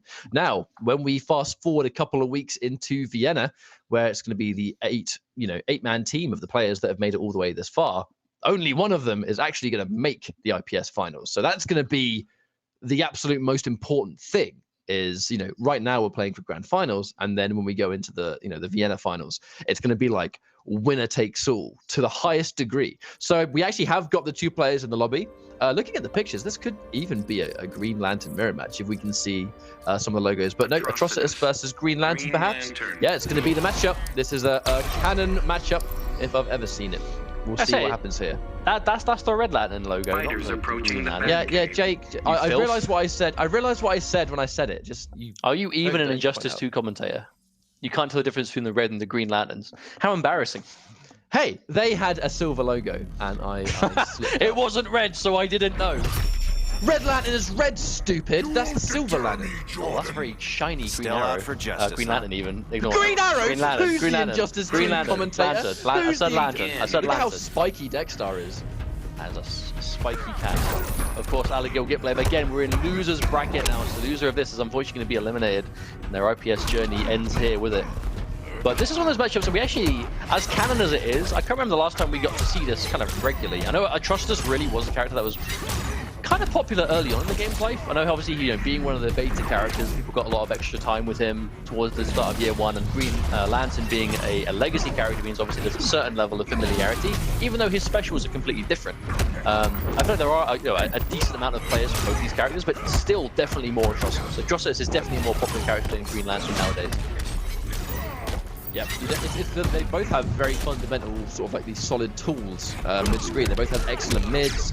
Atrocitus kind of has that slightly riskier pressure, I would say, but Green Lantern, he's pretty much always had this similar playstyle across all of Injustice. Injustice 1, Injustice 2, slightly different specials, but the same game plan. So if you specialize in Green Lantern at this point, you have some fiddly setup. You know, we see that gross, we can see it right now. But so far, okay, gets caught by the third hit of that string. Not watching his feet, and now push block used at the last minute. Does not want to deal with the mix-up. Yeah, caught by the breath of the absolute max range. Gitblame trying to occupy that space again. That back one, such just a strong footsie tool in the neutral for Green Lantern. But of course, like, that's the thing, right? Like, the back one in itself is an amazing button, but what it leads into is one of those things that there can be a gap sometimes depending on what special you go for. It really depends whether it's straight or not. But fundamentally, the back one is such a good whiff punisher, and because you can turn it into obviously spend trait for no bar, or you can spend trait and bar and get damage. It's a kind of character that really kind of thrives in the neutral. But of course, if Atrocitus has the cat out, neutral becomes a lot more difficult to play. Also, shout out to the shield being put in the air there when he's already defended. I really like that choice actually from that range. He took the minus range, where normally when you see Atrocitus players go in for the Dexstar strings, they send Dexstar out because it means the projectile kind of lands a bit closer. You saw the push used just to challenge it before you even had a chance to press a button. Crouches, but no down 2. Okay, watching out a little bit. Plus frames. Oh no, challenges! And just eats the jump 1 clean. Full combo. Yeah, no bar to extend it though, but backdashes into the bowling ball, and even though the cat is out, it will not matter, as he is not going to recover in time. The bowling ball's going to knock him in the knees and the ankles, and that's going to be a sore way to lose that first game. I think that was a really stable game from Gitblame though. I feel like Alegil is he's doing well for himself, but the biggest problem is I feel like when he doesn't have the life lead and Gitblame is full screen, I feel like that's where Gitblame is kind of struggling. I feel like he really wants to get the cat activated, but there are certain, I feel like in this matchup there are certain ranges that the cat just doesn't really do a lot for you. I feel like universally, Atrocitus, it's very common to see summon cat, walk your way in, put the shield up and get in. I feel like against Green Lantern, I don't see it working the same way. I feel like he has a lot of ways to stop you from just walking in, regardless if you've got the cat out or not. And obviously, he's always got those buttons, those options to just whiff punish. If you even try and move in with the cat, and he's so low to the ground, even if you try and shoot the cat, it's not going to track him amazingly if he goes to the back one. Now, one thing we actually see constantly in these online tournaments is how regularly these players swap between their gear. Now, I actually do think sometimes that even though the stats don't change at all, the visual differences can change players' outcomes. They go to what they would almost deem as like their favorite gear loadout, and it kind of almost feels like it has that mental effect. You play your favorite costume in a game, you're always going to feel a little bit better, aren't you? I actually always have wondered about that though, because I feel like a character like Green Lantern, that the shaders actually change the color of his visual abilities. Do you actually wonder if certain players try and pick a certain shader that makes the color as kind of I don't want to say garish, but as uncomfortable to look at as physically possible? Maybe that would be the next level strap. Is that forbidden tech? Well, what isn't the forbidden tech is Alegil just going in with Dexstar and doing what Dexstar does best. This has been such a turnaround. Definitely on the verge of a 1-1. We're going to see a knockdown. Goes in for the meter spent. 4-3. Full damage. And he's not quite killed, but he's now going to get pressure. Yeah. Push block trying to go through. Ooh! That was looking beautifully spaced from Gitblame there. Just standing out of range. Tries to go clean under. And again, we're talking about the strength of that back one. What an option. And just like that life lead has completely vanished from Alegil. I'm not sure about you. I think I might have been disconnected from the lobby. Oh, I'm paused on the clash. I paused at a different time. I'm back at the clash. What's your timer? Mine's 170. 100. Okay, I am about 3 seconds ahead of you, unfortunately. What? All right. Second clash. Solo show. The P&D Mustard show. All right, welcome to the P&D Mustard commentary hour, where we will be going to the rest of this match. As unfortunately, Ketchup is now 4 seconds behind me, thanks to a desync. But of course, still gonna be pretty even. Alegil did have a huge lead, but it's disappeared now. Oh, the stagger into the grab. Gitblame, he's really playing towards going for those, like, you know, the shimmies and the next level stuff. He's really calling out Alegil with just these brash walk forwards. All set up going through, but again, another block. Alegil, he's not falling victim to any of these Green Lantern setups. It really is the neutral who's losing most of his damage. Switch the cat out, moving in with it. Push block immediately. Gitblame using his only bar to push block, but it won't matter. Oh, but no, doesn't block the overhead. But Alegil not confident to follow up the mix, but he will just get booted by the standing two. And Gitblame taking the second game as well. A shame for a turnaround for Alegil, considering he was so in the lead at the start, but not the way it was meant to be. So that's now 2-0 to Gitblame. Oh, look at that Green Lantern. Look how cool he is. He looks like a star trooper. It's even better because in the win pose, when he's got the minigun, it's just the sickest. I'd actually go as far as to say that might be the coolest Green Lantern I've ever seen. Space Marine hench with a minigun Green Lantern. When willpower is not enough. He changed. Oh no, he's gone in for a slightly different one now. No, he's gone in for the silver, the Electrum Green Lantern. Now, fingers crossed, we should be back up to date. Actually, sorry about that, guys. That's actually never happened to me before, right? I've sort of desynced with Mustard. I mean, it's online, isn't it? It happens sometimes, unfortunately. But of course, we're going to be moving forward anyways. That's going to be 2-0. Has your game begun? It has now, yes. Begin.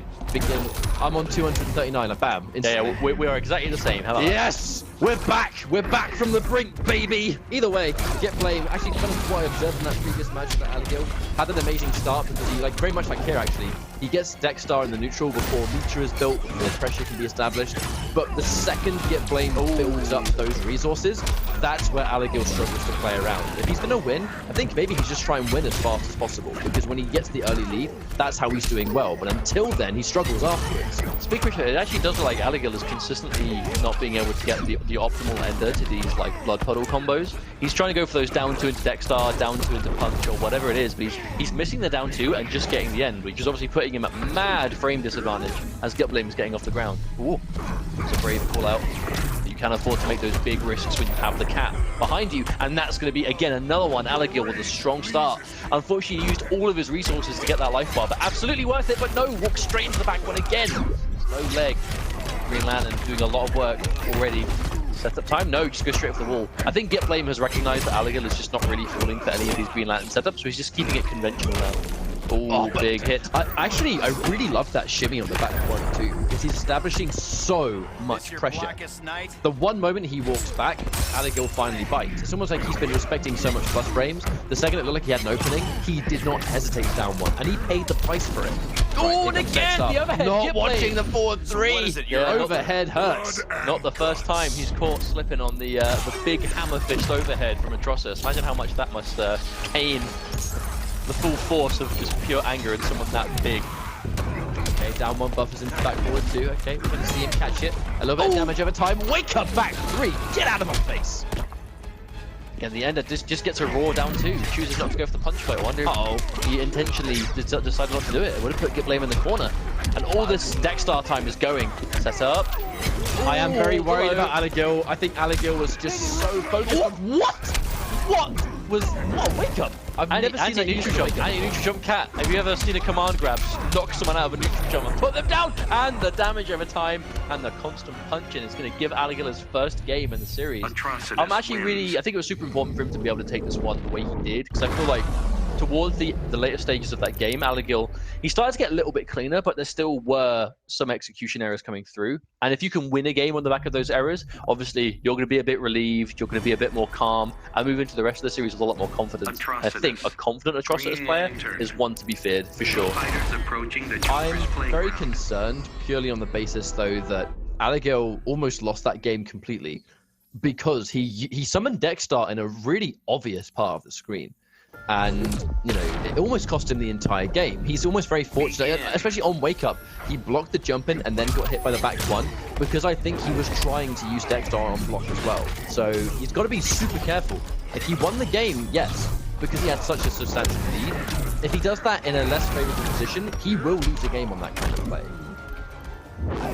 Still though, a bit of an even one here. Alegil, however, using his trait just to get whatever damage he's been able to get so far, but you can see how without the cat, this matchup changes completely. Forward, empty forward jump into back one. That was a call out and a half from Gitblame. He was maybe expecting Alegil to take an opportunity to go for a trip guard or something, but no! Oh, didn't get that in time! Gitblame, just momentary hesitation. Not in time. Oh, wow, that's unfortunate. Letting him summon the cat for free, but no, walking into it again, and another time Alegil is going to go for the cat, take some damage for it, and end up losing the cat in the process. That was a disastrous trait. Yeah, that back one really kind of has been the bane of his existence too. The second he gets Dexstar, I feel like he's more prone to try and use Dexstar and not block. And I feel like Gitblame is so wonderful at scouting out when he's going to release block.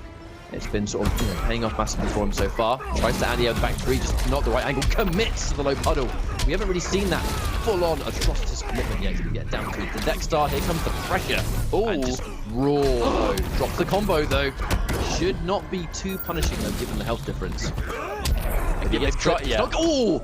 I think that was a little bit too ambitious from Gitblame. You know, it's quite common for Green Lantern to block the puddle, forward dash, and get a back one, but I think he was just way too far away for that one to work. Oh, goes to a double jump in. Gitblame. I think it might be the first time we've seen him go for meter burn back three for the armor in the neutral. It's going to work out. Alegil going to be able to clash here. Guaranteed win. We'll spend 1 bar. Saving one for rainy days. He does have access to the cat. I think definitely will take the trade of the bowling ball just to make sure he gets trait activated. Oh, but I think no. sometimes as Atrocitus, you'll kind of use your life bar as currency just to secure trade. You're going to calculate how much damage am I likely to take summoning it, and will I get pressure afterwards. He has the corner positioning. Unfortunately, loses Dexstar, so he's going to have to kind of do things the old-fashioned way. Down one into puddle. That's going to be the old-fashioned way. Absolutely. And now the siphon, the health regeneration, the pressure. The down one connects into more plus frames. Gitblame really having a fight for his life with his back to the wall. Watch out, challenges the plus frames. I think we were talking about how Gitblame was getting more confidence as match went on. I think I actually feel like it's not really working out for him so far. I feel like a big part of this game is Gitblame is just failing to punish these cat activations at punishable ranges, and it really is giving Alegil a huge amount of space to work with that he probably shouldn't have. There's opportunity though for some more damage. One more opening, and Alegil was out of there. No clash either way, doesn't confirm. Just goes in, and that should be game over. The back one has been such a pain in the backside, and it will continue to be that. Gitblame just looking like the best player of this series so far. That back one has been such an eternal problem for Alegil, and it's almost fitting that that's the button that takes him out of the tournament. Yeah, but that's just what happens, right? Like, I feel like that was an interesting matchup of two characters that are kind of known for I suppose range on buttons, and I know, obviously Atrocitus has a lot more options for range, but Green Lantern, even though it mainly is primarily the back one in terms of just quick, speedy normals with good range, it's still faster than almost anything Atrocitus can stick out. So in those kind of neutral situations where Atrocitus players want to press something to just occupy that space, enforce a mix-up off the forward two, try and keep someone on their toes. Green Lantern comes in with a much faster button, and I feel like that was the biggest mistake for Alegil, was just not being able to kind of contest with it. Because even if you don't have a button to contest, I feel like Atrocitus has means of staying a little bit further away, where again Green Lantern does have options, but if you can get the cat activated from a distance and get in, I thought a big part of it was activating the cat from a distance and then kind of trying to steamroll his way in and consistently running into beams, which was knocking him full screen, making him having to block lanterns as he gets off the ground, which was using up so much of that trait time that by the time he actually got in with the cat, there was so little of it left. I don't really think Gitblame had anything to worry about. Exactly. I mean, sometimes when you've used so much of your Dexstar trait, by the time you've got up, you'll get maybe one Dexstar projectile they have to respect, but that's kind of it. And then you kind of get reset back into a neutral position where if you've only used one bit of Dexstar that you've got left to try and pressure, as Atrocitus, if you commit to a mix-up, it's going to be unsafe without Dexstar's help. So is it even a favorable position? To be honest, I'm not so sure. But that does mean that we're going to be seeing... we're going to see Gitblame move on, where he's going to face off against erayko, and then we're going to see Nivek versus H-Dope. So we're going into our joint 5th position of this bracket. So we're still in the losers. It's still going to be elimination territory, but it means our matchups actually might get a little bit more juicy, because we know it's going to be K-Top versus dubasik in the winners finals. They're going to play for a spot in grand finals, and now we're kind of leading up towards the losers final side as well. So Nivek versus H-Dope, very excited to see this match, because I know that of the 3 NetherRealm players, you're pretty much looking at them at this point. The 3 players that consistently compete and place quite well. They almost regularly kind of get seen in some of these European top 8s in some order. You might not always see H-Dope there. You might not always see K-Top there. You almost always do see Nivek there, of course. But, they're quite returning customers at this point in time. So Nivek versus H-Dope, hard to call. I know Nivek has kind of bested H-Dope quite regularly in the past, so my money's going to be on Nivek, but I don't think it's going to be a 3-0. I don't know if you have similar predictions at all, Mustard.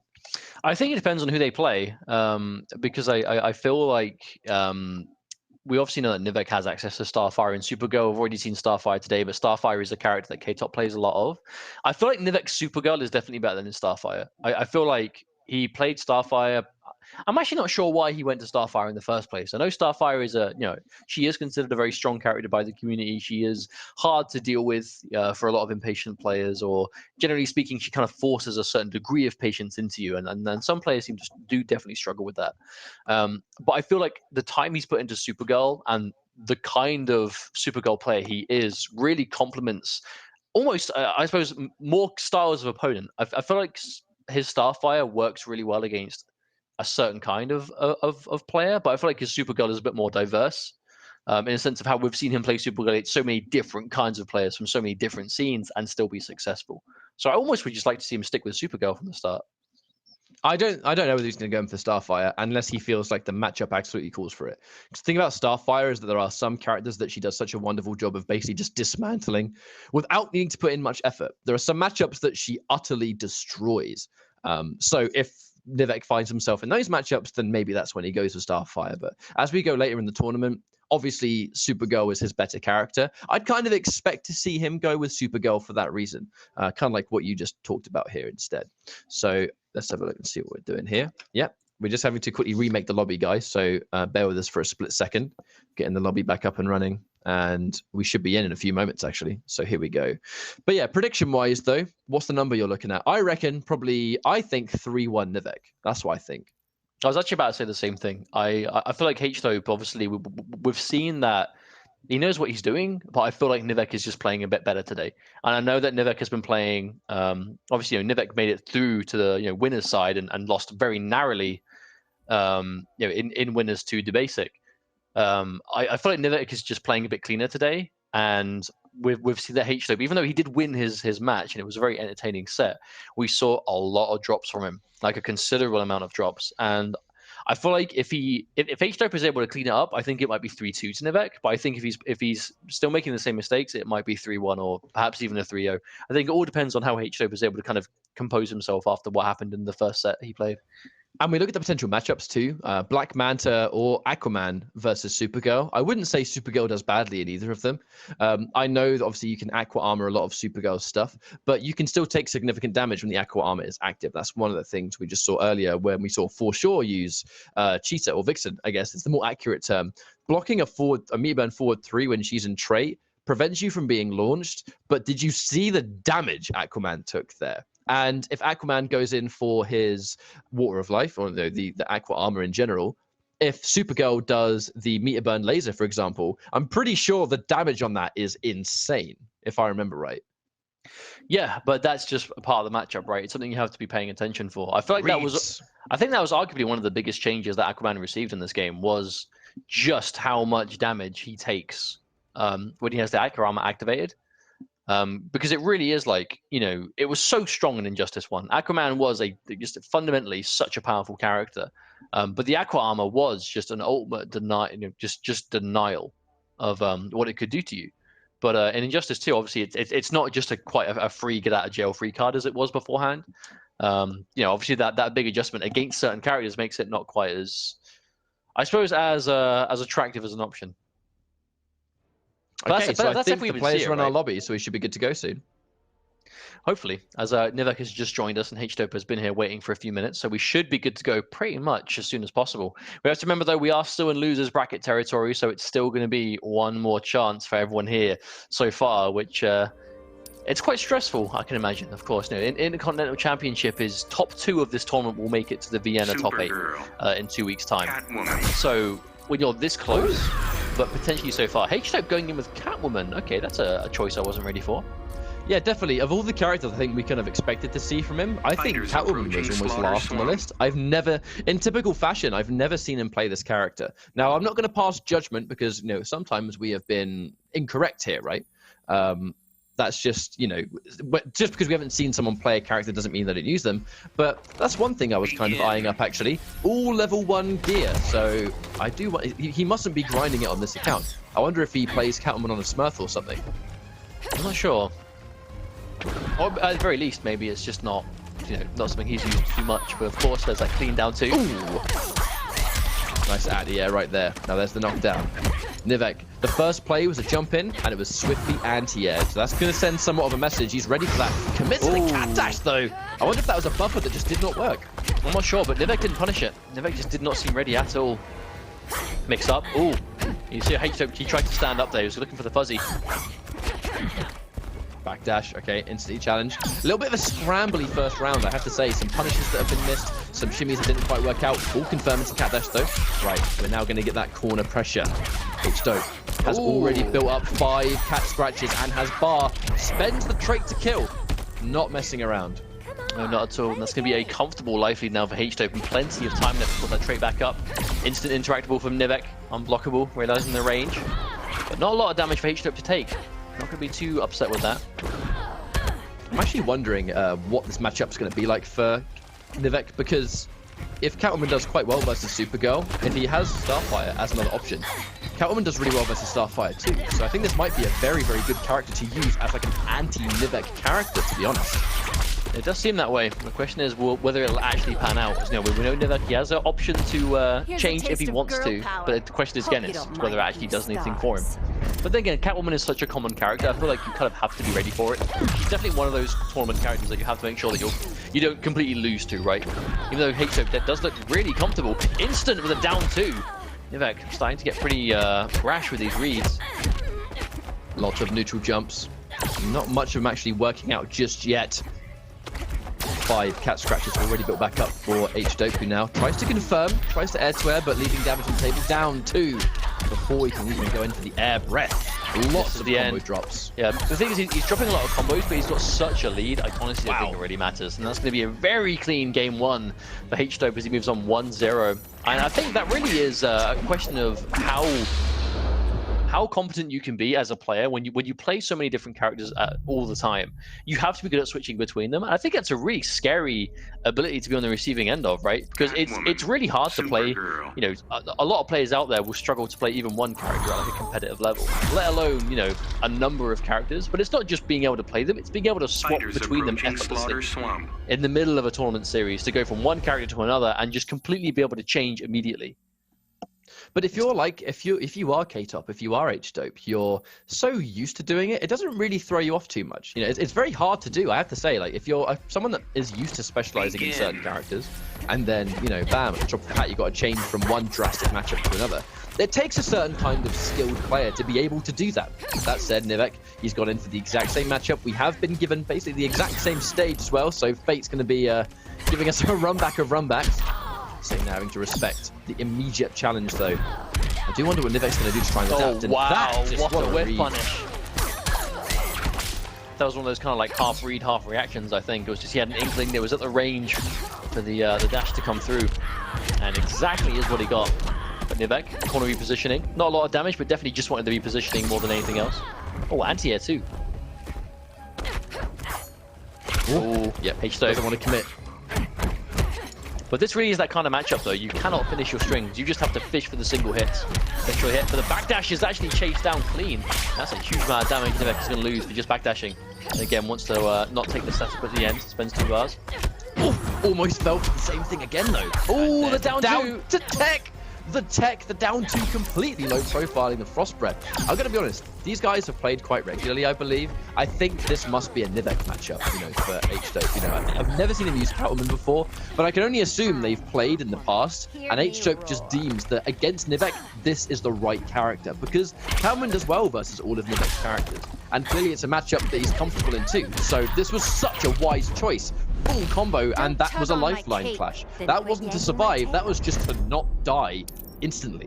Well, it's working out for him so far. This is looking really clean for H-Dope. Oh. Again, Nivek not able to get the confirm. So this is looking difficult for Nivek. I feel like the big part here is H-Dope is just not getting opened up by anything substantial. It's just wayward hits here and there. Nivek has to be so careful because anti-airs have been on point. Everything about H-Dope is just playing this so perfectly. Yep, not really going in for the meter burn either. Very nervous to go to that option now. He knows the down 2 has been low profiling and punishing. But speaking of which, another down 2, but a combo drop comes through from H-Dope again. Doesn't matter because even though he's dropping combos now, the life difference is so insane. I mean, what's he going to do? Punish him with a round? He's already got more than, like, well over a life bar on Nivek at this point. 5 cat scratches, that down 1, you know that was a down 1 trait. No reason for it not to be, especially when you have this much life to work with. And even then, Nivek, I mean, just look at this. He's getting a lot of individual hits, but it just isn't adding up to anything. He might be dead. Plus frames, tries to chase it down, and I think Hail Mary situation right now. He has to try and do something, but just he's chippable at this stage. He really is close to death. How is he going to survive? Only a round 2. Patience. But that's the patience that won. There was no reason for H-Dope to stick anything out. I feel like this is ultimately going to come down to a matchup of a life lead. I feel like as long as H-Dope has a life lead with Catwoman, he can afford to be as slow and as patient as he physically can manage. Because we've already seen that he's not having a hard time dealing with Nivek. I mean, every instant air dash has been anti-aired, every jumping has been anti-aired. He's not getting mixed up by anything because he's just not giving Nivek the opportunity to be at the range that he can actually establish any mix-ups. And when he's got a life lead, he just doesn't have to worry about doing anything else. Oh, Nivek going straight back to Supergirl again. Okay, that double random. A double random coming through. Nivek taking a little bit of time to think about it, though. That's the thing. You have to really sort of calculate the situation when you're this close to elimination. You have to factor in what's going to happen. So the randoms come through. It's going to be Gorilla City. I really, really like this stage. It complements Supergirl really well because she gets that background bounce, which gives her some damage. The environment that she can activate is useful too. But against Catwoman, she shuts down so much of it in the neutral because of just the range of her buttons. I'd say that really is what it comes down to, the background bounce. I've already seen how difficult it is for Supergirl to get any big damage without bar. As soon as you add in the background bounce, she's just like doubling her meatless damage output at least. Okay, here we go. Now Nivek has the life lead. The question is, does he keep this going? Well, there we go. Down 1 connects. So this is the first time that Nivek's actually had a substantial life lead in this entire series so far. So I have to see how H-Dope plays accordingly. Yeah, we are starting to see a little bit more signs of life. Just the first time he wakes up and it works. That's the thing about being a Catwoman player is that wake up is incredibly unsafe. But all things considered, if you use it sparingly, the one time you go for it, it's probably not going to be scouted out, to be honest. And oh my god, he bets the farm! And he gives H-Dope this entire sequence. Knockdown, no trait needed. And now oh wow, guaranteed chip. Wow, wake up. No fear. He has no choice this week, right? He has to go for something. Oh, wait a minute. Okay. Factory.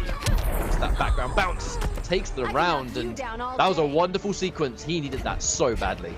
He did, but Nivek is just living on borrowed time right now. As you know, H-Dope is looking for his time. Take the chip, and that's exactly what he's going to find. Second, he blocks the eye laser. That's just going to be a cat dash from as far away as he can. Now, still, Nivek does have a lead, but not a huge amount. He's managing his trait well, at least. H-Dope, he has those cat scratches ready to go. Ooh, with punish. I think H-Dope must have seen Nivek in the air and just been so confident it's going to work. Down 2, all right. We full combo as well. It's going to scale heavily because it was down 2, but okay, yeah, there's the bait. Can't answer back. That's unfortunate. Nivek still has 2 bars to match work point with, for H-Dope.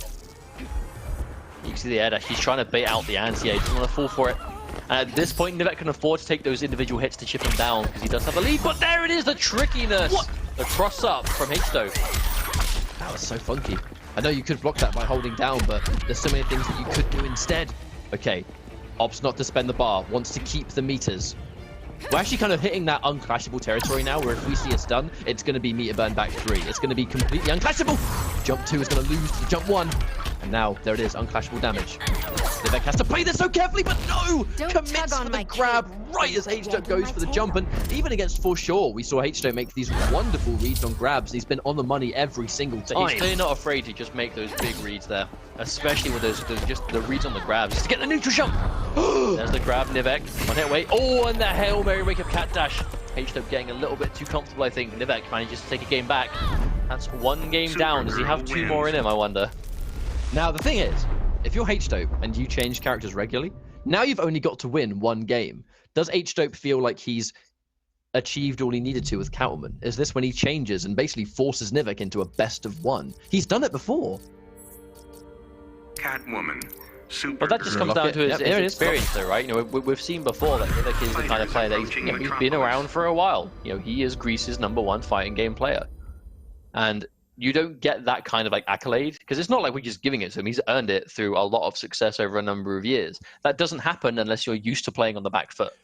Hey man, Nivek was the Vianality champion for Tekken 7. He was able to defeat Ice Beam. He defeated Tekken Master in Grand Finals, and Tekken Master himself has been doing really well in Tekken World Tour. Like Nivek is no joke when it comes to fighting games. Of course, the other realm is where he managed to make a name for himself. And even though I'm sure he hasn't been playing Injustice 2 a huge amount, he said it himself beforehand. He's still showing that he's not just going to forget how to play it. Still making those reads, right? Fundamentals of this guy. And when you play mobile fighting games, you develop those fundamentals. There's the conversion. Doesn't meter burn... Oh yeah, actually no bar to meter burn Cat Dash, of course. I was looking at the wrong side.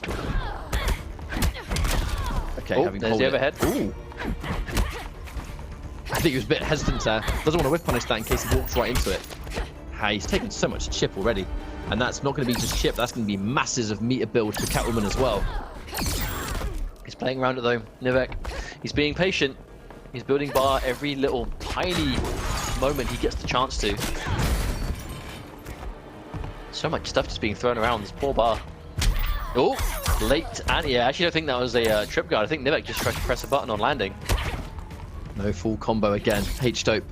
We did actually mention how his execution has been his worst enemy today, and it hasn't mattered in the first 2 games because he had such a life lead anyway, but now he's dropping them when they're even. He cannot afford to leave the damage on the table. That active jump 1, I think that is a jump 1 or a jump 2, either way, it is working out for Nivek. He's pressing it at the right time.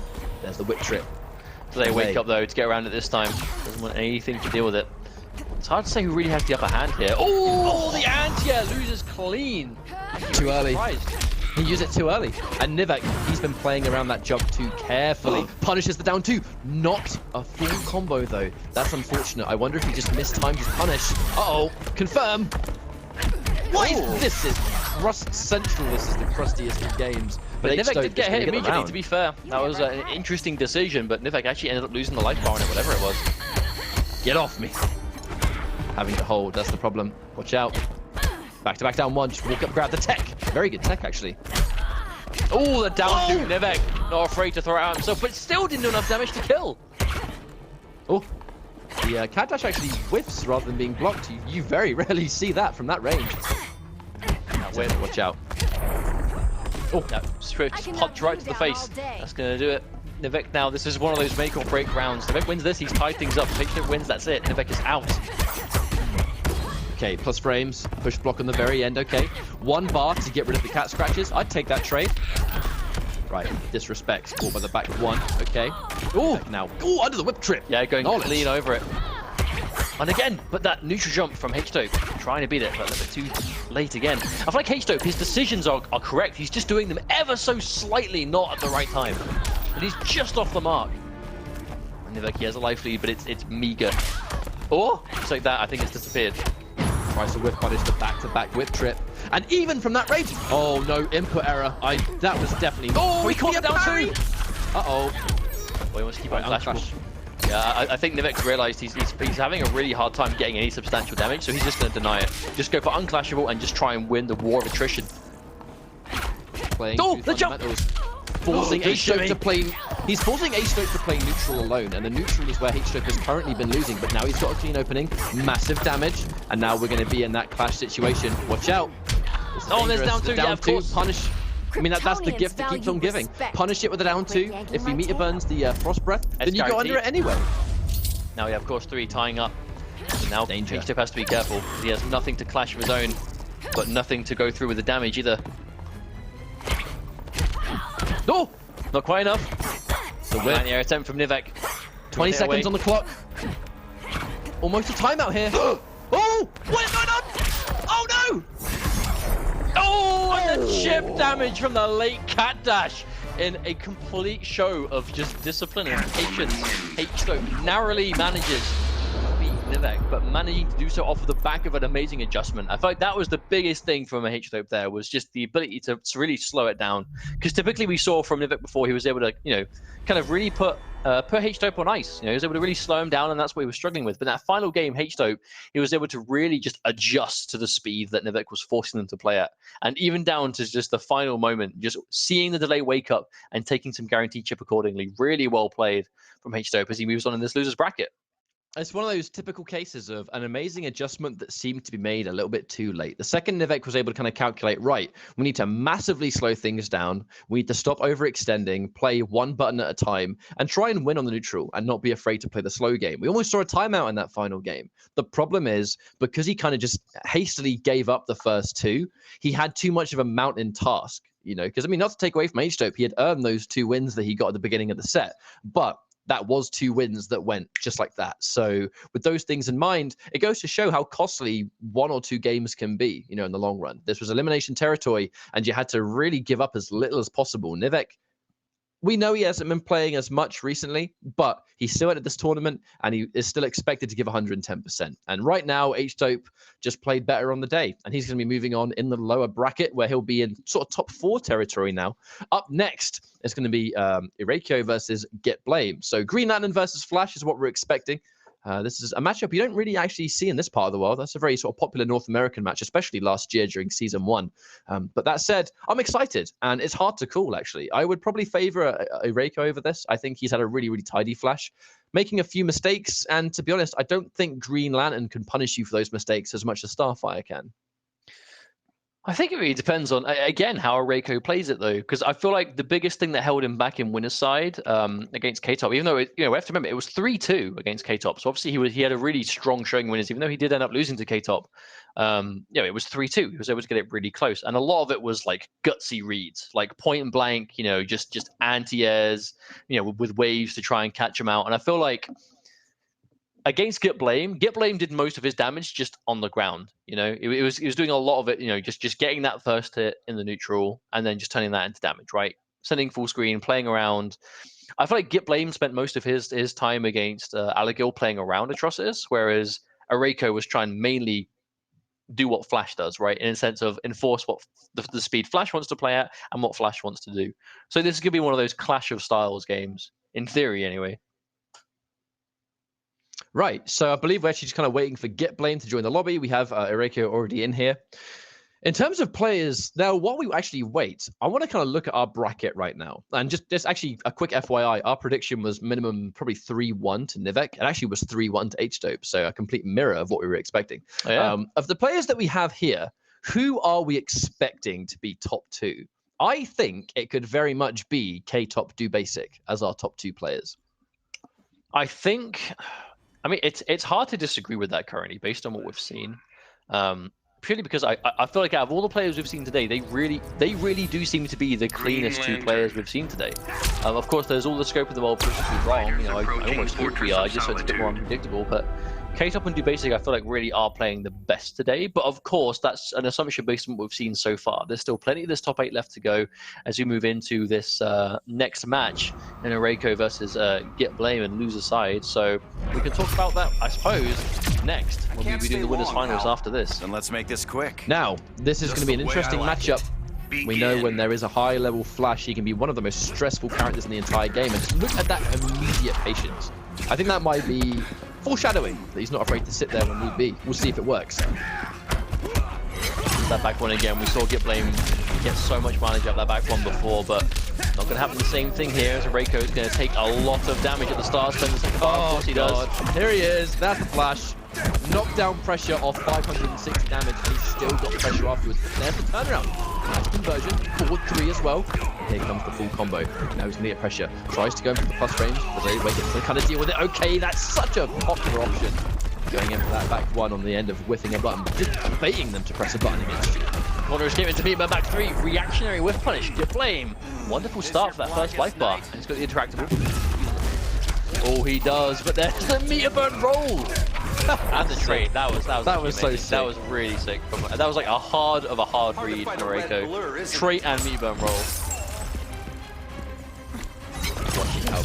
You have to watch out whipping that back one against Flash, because he will whiff punish you days.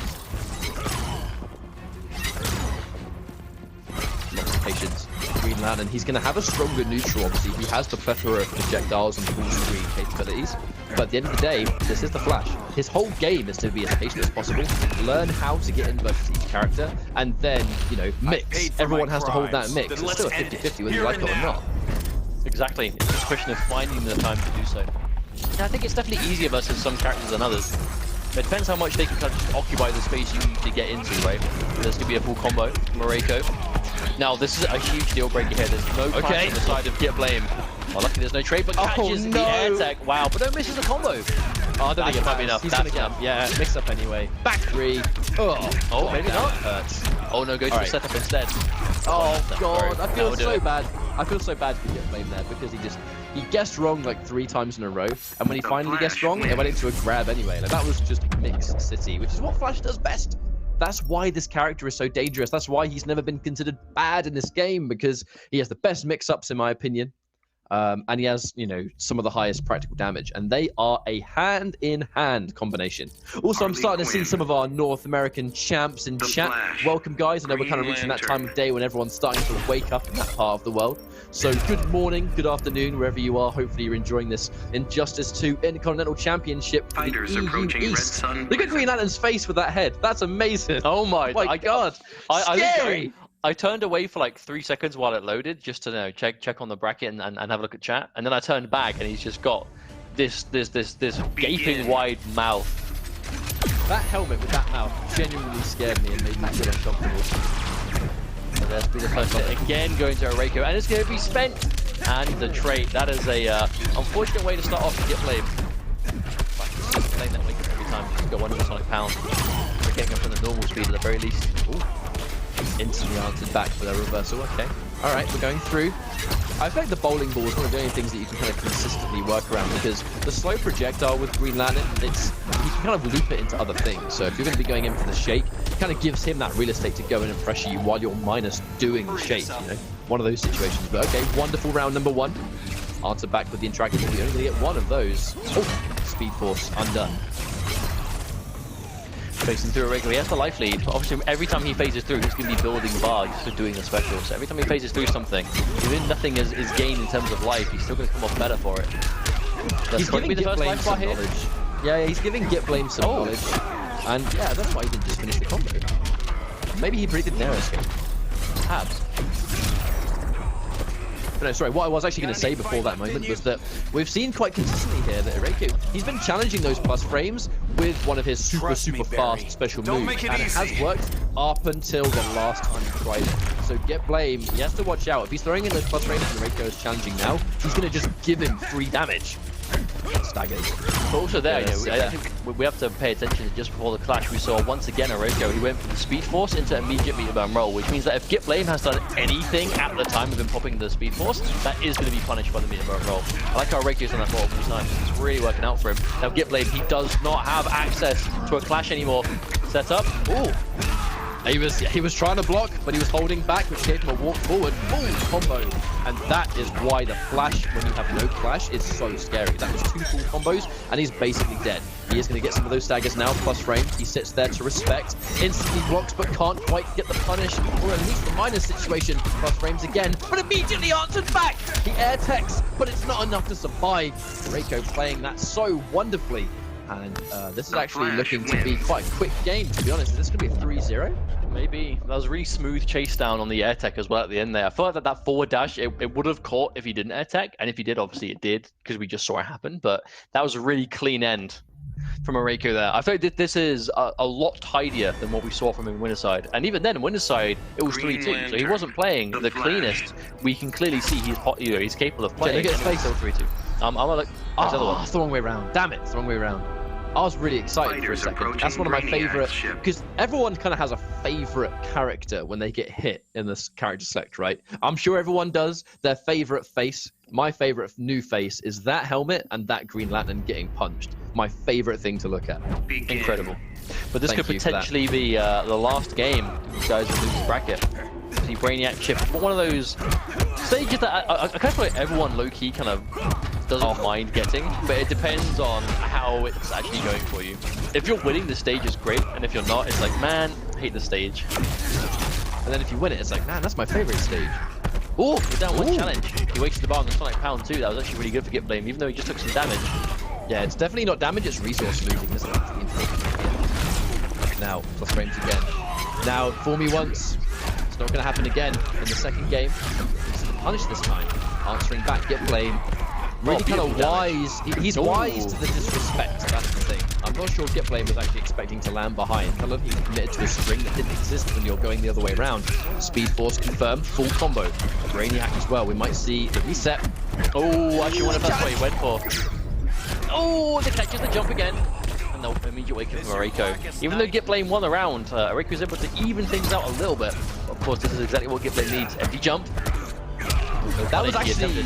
That was very much a crucial block too. You know, we're kind of sitting right in front of Brainiac. If we had that 50-50 after Drake just run out, we were going to still see an easy full combo from erayko. We had that version with Brainiac behind the challenging again. That's such a consistent answer. The plus frames goes through. Sonic Pound. No bar necessary to take the second round. That it's going to be basically match point for erayko. Oh, and again, turnaround so far. Again, it's forcing out the clash, man. That's the thing. Those early clashes are never good. Like, you have to do them, but it's not beneficial. Well, at the very least, in this situation, it was able to get erayko out of the Speed Force. Now that's going to be coming back again, but I feel like now the clash is gone from Gitblame. That's a whole life bar that the Flash can just delete instantly if he gets the opportunity. Now, he doesn't have Flash here, and the air tech comes through, so that was actually a really good air tech from Gitblame, but no, back to back, and he does not have the bar. But a drop from erayko. This could be what Gitblame needs. They're the worst drops to happen, but fortunately, even if you drop a combo and they don't press the button, it's the Flash. He's still going to mix, and he's dead. My lord. 4-3. Say goodnight. That's going to be the series. Welcome. The Flash wins. Advancing in the bracket, my friend erayko, as he moves on to fight H-Dope now and loses semi-final. And unfortunately for Gitblame, that is going to be where his IPS journey will end in a 3-0 fashion. But erayko, I think it was good. You pointed out before the set started that this could be the result you were expecting to see, but I'm not gonna lie, I was definitely kind of reserved because again, I feel like drops and combo drops are something you have to be really, really, really careful with someone like the Flash, and we saw a lot of those from erayko. That set was a complete turnaround. He dropped almost nothing, and what a complete different result because of it. Will be played out as normal, and the winner will be getting better seeding for the top 8 in Vienna in 2 weeks' time. But it really is about just qualifying there in the first place. That is the milestone these guys need to be looking for. Now, this means we could have a couple of interesting turnarounds. Of course, erayko we haven't seen much of, but has been looking really good with this tidy Flash today. H-Dope, we might even be able to see K-Top and H-Dope have like the two brothers together will be qualifying as a pair, which they'll definitely be looking for. But dubasik, the Enchantress mastermind that has just been putting in so much work with this character, might be able to get his run back and make it through, as he is only one match away. But for now, it's top 4 losers side, and it's going to be erayko versus H-Dope for the Flash versus Aquaman. Season 1 matchup in Season 2. Good God, this is a Season 1. This is EVO Grand Finals right here. It is. 2017. Has been a while. 2017. Don't worry, I know. I'm not wrong. Either way, this is going to be a matchup of basically, the Flash versus Aquaman was always seen as a rough matchup, but things are a little bit different now. Aquaman is not as good as he used to be, and as you can see right now, erayko not having as many problems. Oh my God, absolute deletion in that first round, and the grab as well. Madness. I like the way erayko played around the trait activation as well. We saw H-Dope go for the Aqua Armor just to try and get through, and he tried to press the button straight away, but erayko just kept pressing. And there's the punish with the Sonic Pound. H-Dope goes straight in with the clash. Really smart clash. He's going to take him out of the Speed Force, and he has guaranteed life regeneration if he wants to. But he isn't even going to need it, and just decides to save all 4 bars. That's a traditional combo breaker right there. He's got 4 bars a meter, but is it going to be enough to save it? Okay, down 1 scoop. Hail Mary, wake up, shake as well. A little bit of a preemptive wake up, to be completely honest. Launch. No, I think that was a back 1-2 that didn't work. We did see this from H-Dope last time he played Aquaman. His Aquaman seems to be really good in the neutral and just general kind of composure, but his execution really let him down before. Picks these up over and over again. I like the way H-Dope tried to use trait to absorb as much from that Speed Force as possible, but it hasn't mattered. It's just the life. I mean, was there any point in that second life bar that his life wasn't going down in some way? I think he was just constantly getting hit for like 15 seconds and then he was dead. That was a Flash game right there. That was, I blinked and missed it. That's game number 1 just like that. erayko, if he keeps that pace up, we could have the fastest 3-0 we've seen today. Or H-Dope wakes up. I understand the Aquaman pick, because you know this actually was a horrendous matchup last year. He's going in with it again. We're going to see if it works, but erayko he doesn't seem phased about that matchup at all. No, I think erayko's just he's here to play and he's ready to go, and H-Dope is already 1 game down, and I feel like already is the word. Like that was so fast and so quick. Which I guess that's just the way it happens against the Flash sometimes. You know, this character is so explosive, and if he is able to just get the ball rolling from the start, then that's the kind of match you might be able to see. Changing the stage though, the Red Sun Prison, good for power characters, but of course, depending on each corner, usually better for keep away characters, I suppose. If you want to kind of just keep it away with them, lasers and drones. The power characters just have plenty of machines to throw around. Or another miss on the back 3. H-Dope, he needs to tidy up this execution. There's the try. Tries to trip guard a little bit with the back 1, but doesn't quite get it. Looking much better in this first game. I feel like this is kind of like what the matchup is, right? The second Aquaman can kind of play that strong grounded game, lock him down. It's not so bad. Nice whiff punish as well. No scoop confirmed. I don't think he quite believed in it. Uh-oh. Yeah, no meter burn. Speaking of not believing, erayko did not believe in that meter burn at all. Minus frames. Oh, I love the down 2. I actually love the down 2 there because he knows that Flash is going to go for a 50-50 on those minus frames. Okay, but that's going to be corner carry again. Optimal finish. No, doesn't spend an extra bar. Doesn't want to. Good block on the neutral jump, but no, immediate shift of momentum instantly from erayko. And again, holds the bar, wants to keep it, and a neutral jump. Neutral jump is a down 2. Interesting stuff. I think he must have just seen the fact that H-Dope was in a position to get hit by that neutral jump once, so he just committed anyway. Either way, meter burns the trident rush. Uh-oh, and there it is. Oh, hang on a minute. Oh, no, he got a down 1 sort of lightning kick. For error from erayko, unfortunately. Oh, tries to get through with just a raw trident rush. I wonder if he tried to down 1 at first. What is this? Whoa, such tricky corner stuff. Man. Oh, it absorbed all 3 hits of the jump 1. Good God. Oh, meter burn as well. Down 2. Air escape to try and survive. And now taking the negative situation. Good scout, but no punish. Tries to whiff punish, but again, nothing. Doesn't watch out for the overhead, and now he's actually going to win this trade. I foresee no meter spent. He has no reason to spend bar here. No, he has the trait too. If H-Dope gets opened up by anything, oh no, unclashable doesn't want to let him clash. Oh, maybe it! Oh God, what happened there? That was such an amazing way to end the second game.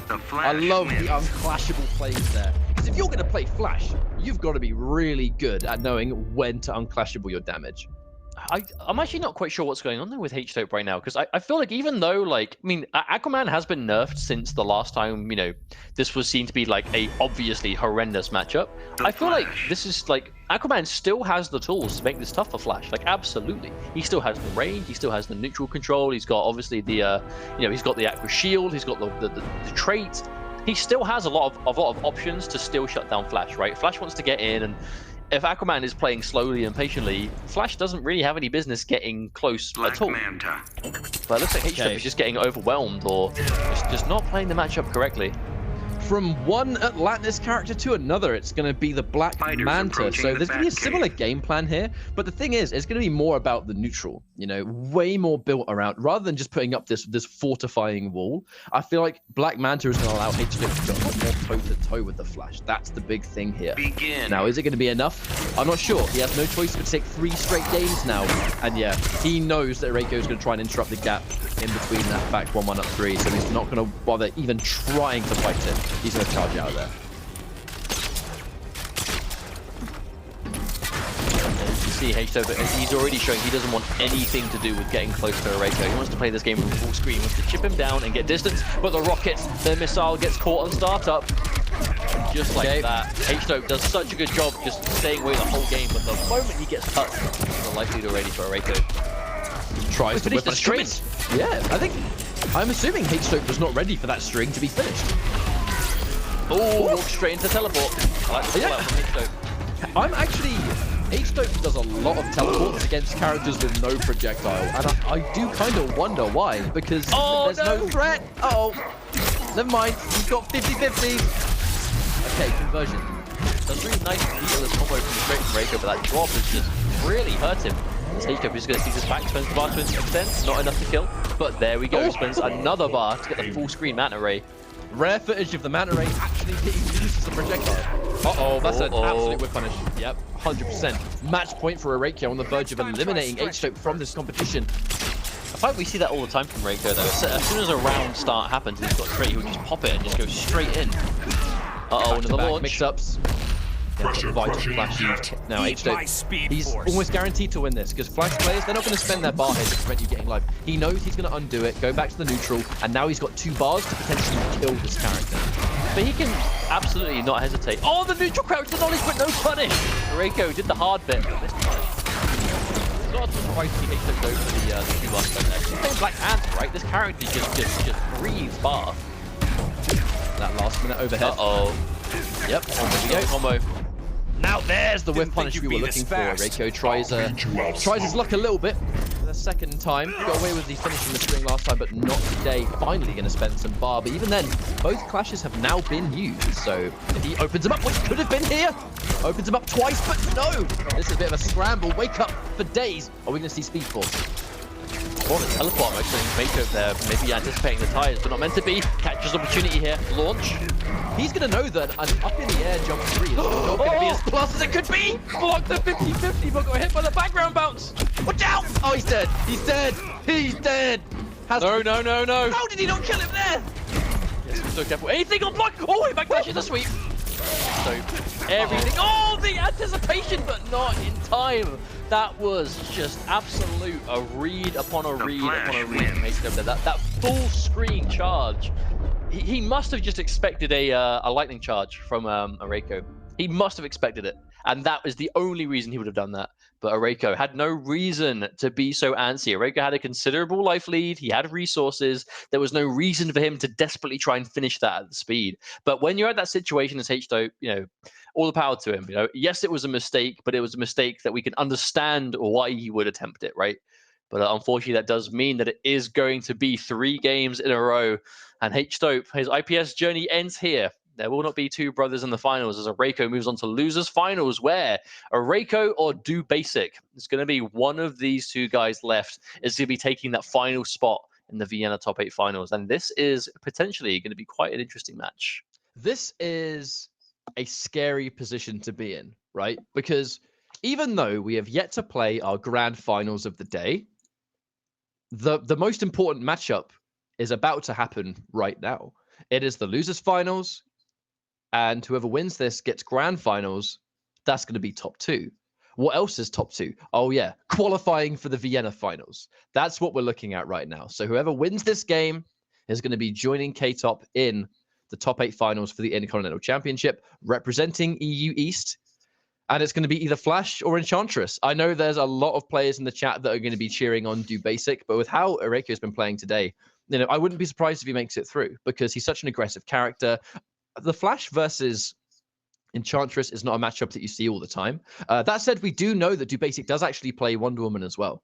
And Wonder Woman, as far as I'm aware, does pretty well versus the Flash. So, and given the track record of dubasik, who has actually defeated Honeybee in tournament before, he has faced the best Flash in the world, and he has come out on top. So this is a matchup I think he's going to be prepared for. But in the hands of a sick player, the Flash is still a very scary character to fight. But it just makes me wonder if dubasik's actually even going to go with Enchantress here, because we do know he plays Wonder Woman, but obviously opts not to all the time. I think it's a matchup thing. Wait, has erayko played? Is he picked Black Canary here, or are we just waiting? This might be a connection test, or he is actually going to go Flash. He's picked Canary during connection tests before, so we'll just see if it happens. dubasik going in with Canary as well, I think. And if that's it, there's no way this is a real match. They're doing a test. And that's what they would do. No, this is a real match, I think. They're basically just talking with their admins right now just to see what's going on. They want to confirm if it's going to be a real game or not. Enchantress. Wait, really? Okay. Now, seeing as they're both from similar regions, it would make sense that these guys have played before. So if this is Firestorm versus Enchantress, I can't say I'd be surprised because it would be a matchup thing. If they've played and this is a matchup they like, it is what it is. Let's go.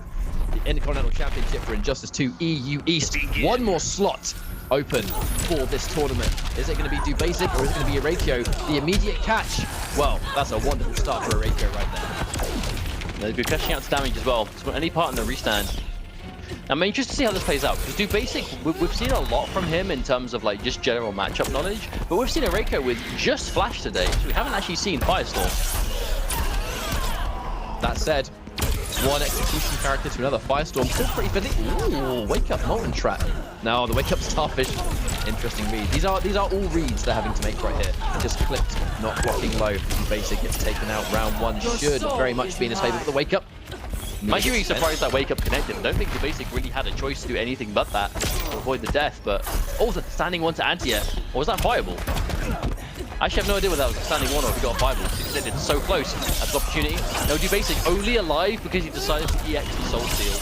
Wow, dubasik. Oh! That one wake up that came earlier on that he meter burned gave him enough health to survive the round. That is why every little piece of just optimization you can squeeze out is so important. Oh, he tries to go for the trailblazer. Watch out for that. And again, God, what's going on? Every ounce of damage dubasik did there was just this bonus damage. Oh, okay. Dubasik a little bit too far away, but then meets burn back 3. Well, that's erayko. There it is, Molten Trap. Oh, the vortex. Can't you see? Dubasik gets wrong and loses wager for it, unfortunately. Now, dubasik did do the good thing where he waited to see if he guessed right first and then broke after. You know, don't preemptively go for it. Make sure you kind of optimize your braking when these clashes happen against a vortex character like Firestorm. Oh, wow. Oh, not close enough to get the combo. This could potentially be a wasted trait from erayko. Almost whiffed it. Expecting the... Actually, no meter burn. I'm actually wondering why dubasik didn't punish that. Okay, there's a confirm. Oh, back 3. Now, it's going to be set up central. Here comes the trait. Just trying to get out of there. Oh, just walk it down. Catches him in the air. That's what he wants. And now, this is a last lifeline. He's going to use the clash, but his back is still going to be... Wait, dubasik can hurt him, and that's exactly what he's going to do. Oh. Dubasik doesn't have the trait. Of course, because we saw erayko use his level 3 trait already. Wait a minute! Ooh, you cheeky monkey! Almost full screen jump in, air dash, empty air dash into landing throw. That was a ballsy move from dubasik. Like that literally demanded the ultimate respect from erayko. And unfortunately for erayko, that's exactly what he provided. And dubasik is just gonna... why? What? Oh. But you know why he did it? Because every time he goes for those last-minute cross-ups, it's always a jump 2, which jails into more pressure. He must have known that erayko, there's no way he is going to challenge that cross-up. He's going to wait for it, block it, and take the pressure afterwards. He knows he's going to sit there and block. Empty jump grab was just the most next level of reads, and it worked a treat.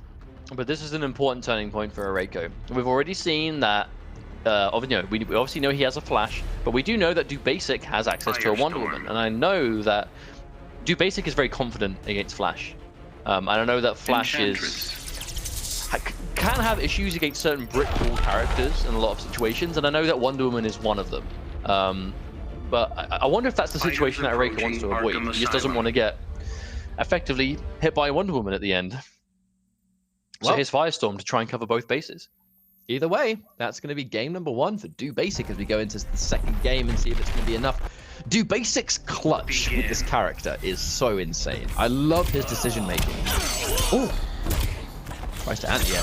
Firestorm, one of his weaknesses actually is his reactionary anti-airs have never been particularly strong. It's one of his weaknesses. Pressure and just a good trade. Good trade, to be honest. Oh wow. That was just through the fire and the flames right there. Okay, Molten Trap. That is going to be a great reactionary tool at that back 3. You can make it go so far, and it's so obvious where dubasik's going for those forward 3s. You know, that's such a very deliberate animation. It's not the hardest reaction in the world, but there it is. Low, picks up with the overhead, and again. I don't think dubasik was actually ready for that to hit that jumping, but it doesn't matter. Is he going to spend bar? Yes. Okay. And any character, like Swamp Thing's another one, any character that can heal after spending bar, it almost just, in essence, makes the combo do more damage. Because when I say that, the divide between health is still bigger than it was before. So you'd almost like give that an increase in damage just in your favor rather than against them. Okay, down 1. Got to be careful. Oh, no, doesn't commit. Oh, a throw attempt from erayko. I wonder if he was just trying to reverse the block down 1. Of course, the special counter was going to catch it. Plus frames. And he challenged plus frames. That's very interesting. But to be fair, erayko, he's challenged plus frames before. I don't think he fears them as much as some other people do. Uh-oh, there's that mix-up. Overhead or low. Well, there's definitely you have to make them do it, right? You know, you can't just get that respect for free. You have to make sure that they are forced to respect it. There it is, the low. Another catch. Oh, there we go. Transition. We're going outside, boys.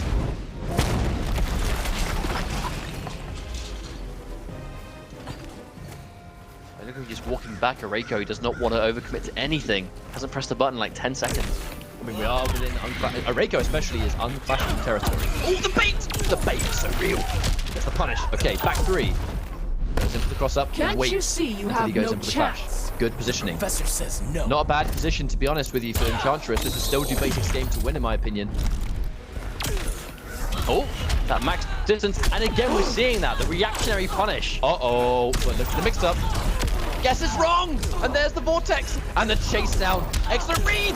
Bad call on the grab, and Erayko just snatching that win away. That is what happens when Firestorm gets level 3. He saved that up until the very, very last minute. Yeah, and that really is what makes the character so scary, right? Like, he's such a fundamentally sound character by himself, but then when you throw that level 3 on top of it, it's the health regeneration, it's the mix-ups, it's the damage, it's the complete package. It's the whole shebang, and that's what we're going to see this time. So Erayko able to tie things up. I would be honest, after quite a shaky start, it's good that he's been able to stabilize this somewhat.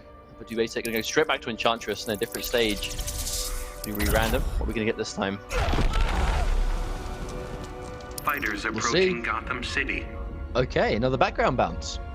Whenever you see a background bounce, you just feel good for Enchantress. I know she doesn't need them, but she gets a little bit of extra setup potential, you know, because of the hard knockdowns, because of the damage extensions. It all kind of feeds into the same machine.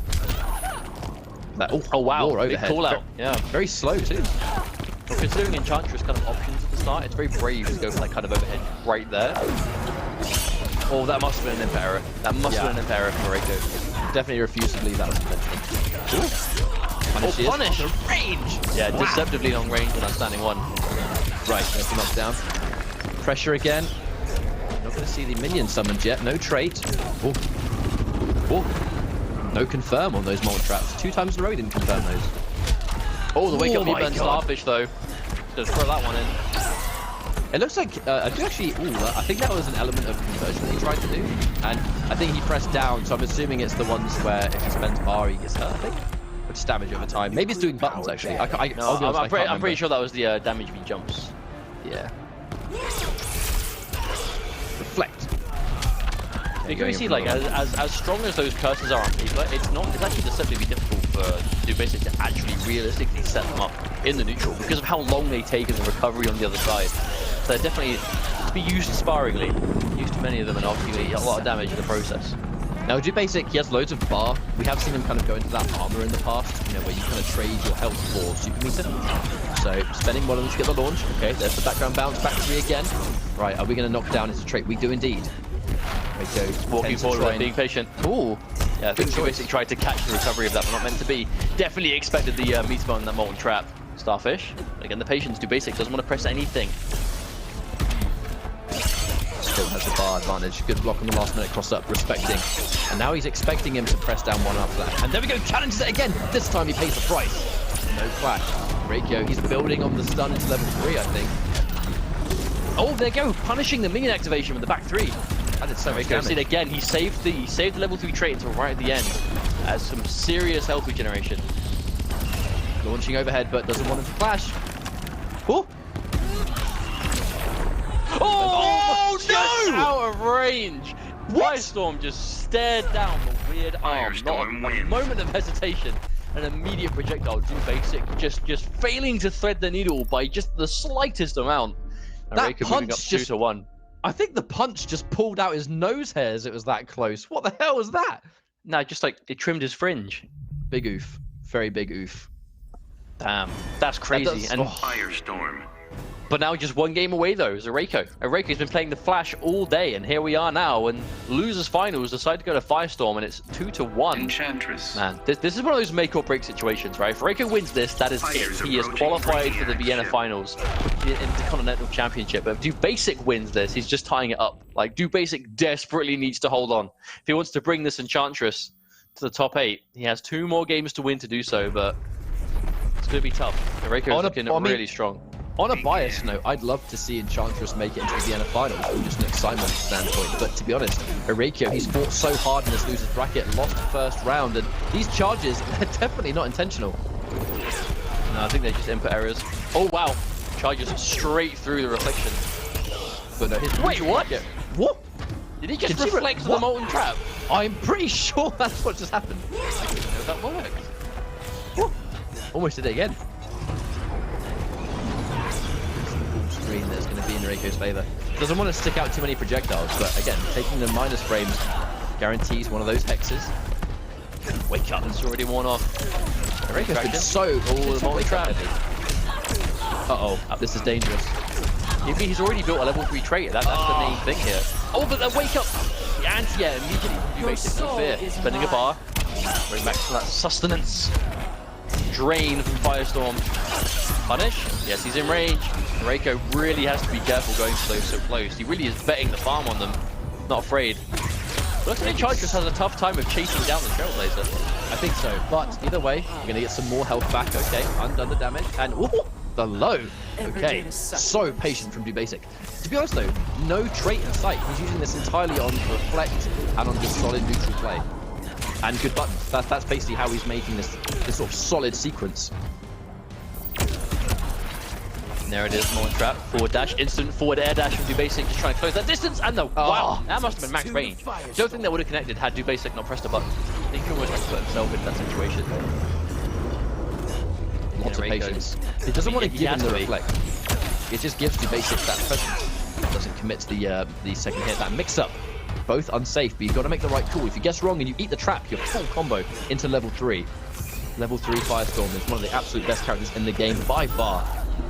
Oh, the interaction. That's not what dubasik needs. There's going to be an easy clash. There's going to be some guaranteed life left. I don't think erayko is going to risk spending his only bar to deny this.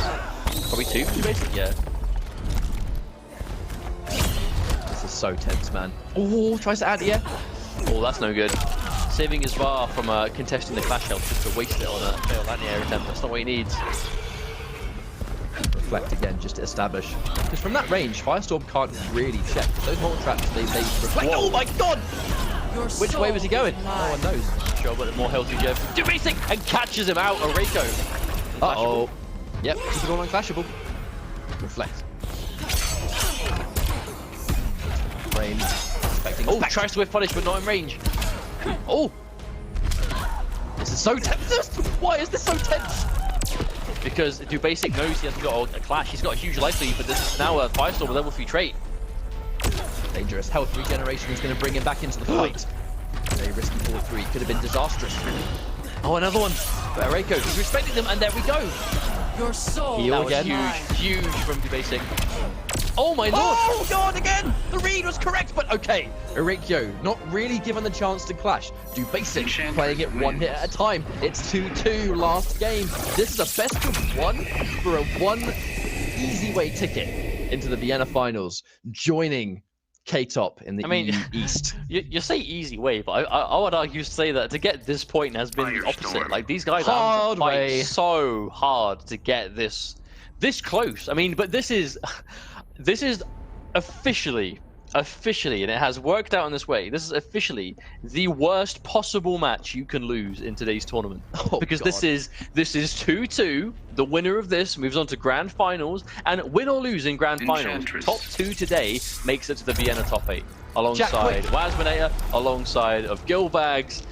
But because it's 2-2, this will be the last point you can possibly lose.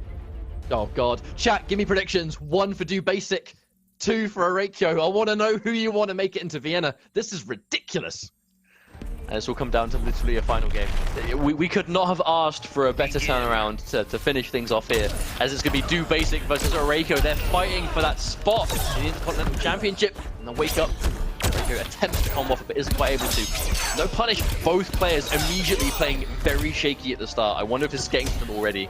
I am 100% positive dubasik is nervous. 2 opportunities, but again, 3. Make that 3. Make that 4. 4. Huge opening for dubasik, already wasted. dubasik needs to wake up. That's what he needs to do. This is insane. He's had so much opportunities to get massive damage, and he's just not taking it. Uh-oh, molten trap. That's a good way to lose all momentum, but 2 bars gone already for dubasik. Be careful. Oh, the down one attempt. I'm not sure what that was from erayko, but he's going to pay for it. Luckily, there's no bar from dubasik to get more health. Ooh. Takes the minus range for a 3-4-3. Okay. Doesn't want to challenge too much. Shout. No anti-air attempt either. Very reserved. Down one down trades. one more. Oh, the throw attempt from erayko. That's 2 really meaty cross-ups that he has not seized. dubasik. Oh. Really letting this one escape him, to be honest. That should have been a round, but it's going to go against him. Yep, and that's going to do enough damage. It's going to be set point from erayko, but he has not a lot of health left at all in this first bar. Oh, trap. Gone. Oh, back-to-back deflect, dubasik. Cleanliness. Full screen Trailblazer. I wonder if that was just our read on the forward 3. It had to have been. It had to be, but either way, that's going to be match point both players. dubasik. Oh, erayko. Watch out. That's a stun. We're going to see mix up. Stun. Oh, the combo. What is this? Oh no! Overcommits. I was actually expecting maybe we're going to see a hard knockdown. Oh, no, that's not the environment! Dude, that's not the interactable he wanted. No, he definitely wanted the background bounce. Instead, he got the tusk. Oh, no! Whip punish! Immediately dubasik. You have this is going to be guaranteed life back. I don't think erayko has a single bar to actually contest. I don't think so. Jay, no. how unfortunate was that down one into background? He didn't get background, he picked up the tusk! I'm pretty sure it's happened to all of us, but not when there's this much on the line. I feel so bad for that. But that obviously, you have to know. Once you've used that background bounce, the tusk appears. You have to have that knowledge. Oh, but the hex! Oh, the anti-crouch! He can't crouch! Oh no, he just hurt himself, I think. Yeah, keep Chris down. There's a trap. Yeah, himself. Okay, trade. Oh! Bad trade.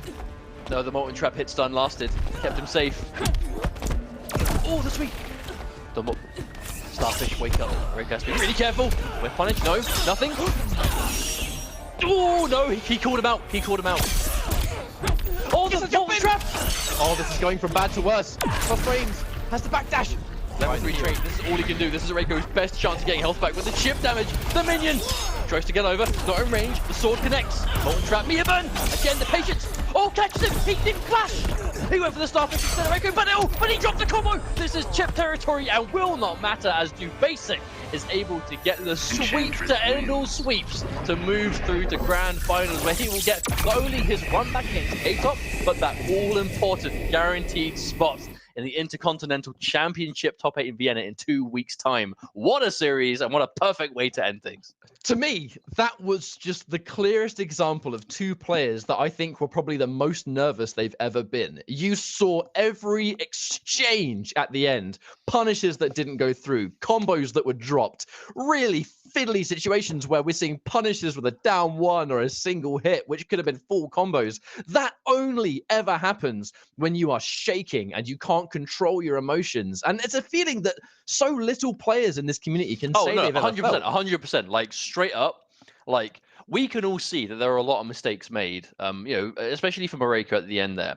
We can all say that, we can all speculate, but it is another thing entirely to be in that situation, to be so low on life, and you know in your mind, uh-oh, if I lose this tournament is all for nothing. This is my last chance. If I win this life bar, I win and I make it to Vienna. If I lose, I'm out and I'm staying home empty-handed. To be in that situation, to understand that you know that's what you're playing for, all the while playing against someone that is winning and you know as feeling themselves currently beating you, to know that you are so close to winning, but also so close to losing. Like that is a pressure as a player that so little players will ever feel. And to be in that situation is so difficult. So huge props for bringing it down to that close regardless, because that was sick. Well, either way, that does mean we'll be seeing dubasik as our second entry in EU East for our Vienna finals in a couple of weeks, where, Enchantress, we're guaranteed to see her. And he goes one step closer for qualifying for the IPS later in the year. Now, this tournament's not over. We have a grand finals to get through. And now, even though both of these players are confirmed to play in a couple of weeks for the Intercontinental Championship finals, this win is still actually very, very important, because whoever wins this is seeded higher in the top 8 tournament when they play in Vienna. So, it's important to make sure that the 2 players, K-Top and dubasik, they can rest easy knowing they will at least be playing in the finals. But right now, we need to find out who's going to be seeded higher in the top 8. Seeding is going to be very, very important when you factor in that only one player is making it into the IPS finals through this entire championship league. One person makes it through, and the higher you're seeded, there you go. The higher you're seeded, the better chance you have. No one's going to say no to that. So it's going to be a rematch of K-Top and dubasik. They fought in winners finals where it was 3-2. Will it be as close now? Or is one of these guys going to just turn it around and completely destroy? I assume they're going to do a connection test first, given the unfortunate circumstances of winners finals. But either way, only one more set is left for the EU East qualifier. That does mean that we know who our first 4 of our 8 players will be in Vienna later this, well, in 2 weeks' time, later this month, where we are going to be having, no, not later this month, it will be early October, 2 weeks from today. We're going to have Wasminator, Gilbags, K-Top, and dubasik. So we know Wasminator won the Australian Cup, so he's going to be number 1 seed from that cup, and obviously Gilbags will be number 2. And now we're playing to see K-Top versus dubasik, and whoever is going to be the highest seed out of these 2. So already we have some strong players ready to go, and this is the halfway point. You know, we have a cup tomorrow for Middle East, and we have EU West next Saturday on the 29th. So there's still also play for, and still plenty more players to see what they can do. You know, there's some top level players in the EU West. You know, Middle East has shown this year they have some strong players also, and we'll wait and see if that happens. I'll be honest, like off the bat, this connection test looks a lot better. So I'm hoping this kind of stays the way it is for the rest of the set, because it was tragic we couldn't watch this in winners finals, and I really, really want to be able to see this one, like 100%. Well, either way, I feel like we're actually just finished our connection test match, so we'll be loading in now. Thank you all very much for sticking with us. It has been a really, really exciting tournament, but we're going to be finishing things off with dubasik and K-Top. So one set's going to decide who's going to be seeded higher going into our finals, which is very, very important, as only one of these players makes it into the finals after the Intercontinental Championship is done and dusted. Matchup-wise, Starfire versus, I will assume, Enchantress. Is dubasik going to make the selection? You say that, but apparently when they played off stream, K-Top actually played Atom, and we saw that from him last in the European Online Cup too. So Enchantress. Be so sure to automatically expect Starfire. Okay. It looks like he actually is going to be going with Atom. Atom is he's a weird character. I feel like there's a few other ways to describe him. He is a bit of a weird one. And since they really demands a certain kind of respect. He's very unorthodox. Low profiling. If low profiling could be a character, it would be Atom. And for reasons I'm sure we will see momentarily. I mean, he's small, isn't he? It makes sense. If there's one character in the game you expect to go under everything, it's going to be the smallest man on the earth. There we go, there's the trait immediately. And he crossed up down 2, though, K-Top being a little bit too cute. Now here comes the presence. Atom, though, has got a teleport. I'm assuming that might be quite an interesting tactic.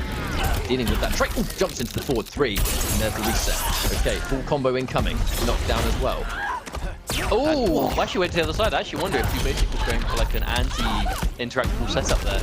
Didn't quite get it. Oh wow, the forward 3 connects though. You can say it kind of took K-Top by surprise a little bit.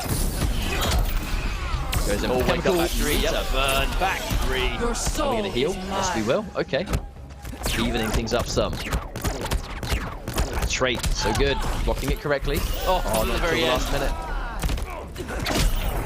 I feel like when you fight Atom, you can only really block his trait for so long. Blocking the entire sequence, you are a god. Down 2, wake up. And again, one of those down 2s that it recovers so fast, and her back 3 goes so far, you can down 2 its back 3 quite reliably. I was expecting that to be reacted. I'm not even gonna lie. I was expecting that 100%. Oh, anti-air with the stomp. I can imagine that stomp is gonna put quite a thorn in the side of dubasik though. Enchantress, greatest at stopping it on paper. dubasik is wonderful at building super meter. That's the main thing. He very rarely loses a clash. He's very spare with his meter. Still though, dubasik looks like he's in a position that he can still win, but it's gonna be tough because K-Top really has that consistent life lead. Oh, but able to get a max range for 3. Oh no! I'm not quite sure what that was about. There was no jump in normal. He basically just missed time to jump in, unfortunately. Alright, what a time to make that kind of mistake. K-Top now finds himself with an even stronger lead. Oh! 4-3. Get back here, little man! You might be tiny, but that fist is still really big. Oh dear me. Down 3 goes under the down 1. The challenge on the plus frames, you have to now respect the jump 3. I don't think dubasik can jump in on that either on a read. Wonder what his options will be here. K-Top's going to get life back. The wake up reflect. Doesn't get the punch. Just gotta watch out. Tries to maybe shot. He tries to, I can assume, anti-air is my only assumption we saw there, but nothing came out. The jump 3 clean. K-Top takes the first game. I feel like Atom's jump 3 is just it's so vanilla, you know what I mean? It's It is like a jumping kick. It is a jumping heavy kick, if I've ever seen one. Now dubasik, what does he do here? He's hesitating Wonder Woman. Now, even though he's been playing Enchantress all day, we know he does have access to a really powerful Wonder Woman as well. Which it definitely seems to be like a matchup thing. You know, go to Wonder Woman if the matchup kind of really, I suppose, demands it. But definitely wants to. You can tell he at least wants to try Enchantress in every matchup, even though it might not be a great idea. You know, so I feel like Enchantress is one of those characters that she's so unorthodox that you know she's inevitably going to have some characters that are hard to deal with. But as a player, like, as a specialist of that character, you're going to want to do whatever you can to play them whenever you can. You've seen K-Top whenever he is in that situation of neutral, just going for that down 3, that low profiling sweep, so powerful. I mean, I would go as far to say I think Atom's down 3 is the best normal in the whole game. I really feel like it shuts down. Oh, there it is again, 4-3, come back here. The second time in this match and the third time in total we've seen that. Insane. It's just such an answer.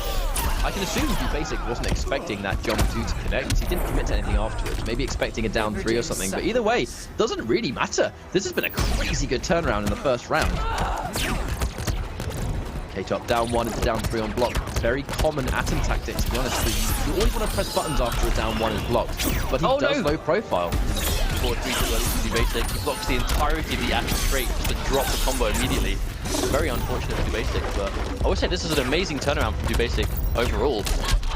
The trait, oh no, tries to. Forward dash. Dude, her forward dash is so fast. He does consistently use that to try and escape the corner. Jump 2, hitting so behind. He actually clipped him on the way back from the teleport. I wonder if that's a matchup tech. And again, 4th time is a charm. dubasik is just determined to not let K-Top whatsoever get around. No activating that trait in neutral.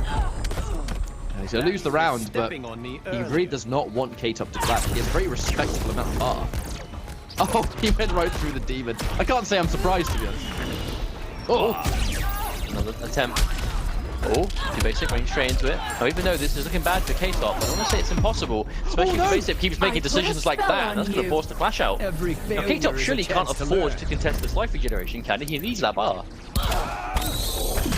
Nope, makes the call. Now he's going to try and use those 2 bars to mount a comeback. He's not going to be able to clash given the health he currently has. Oh, there's the spell, but it's not the right one. So he's going to be able to go for those stomps all day. You know dubasik is saying, why can't it punish down inputs? Oh, again! The 5th time! 5th time we've seen that stop the trait. But dubasik, he's actually still in a position to lose this.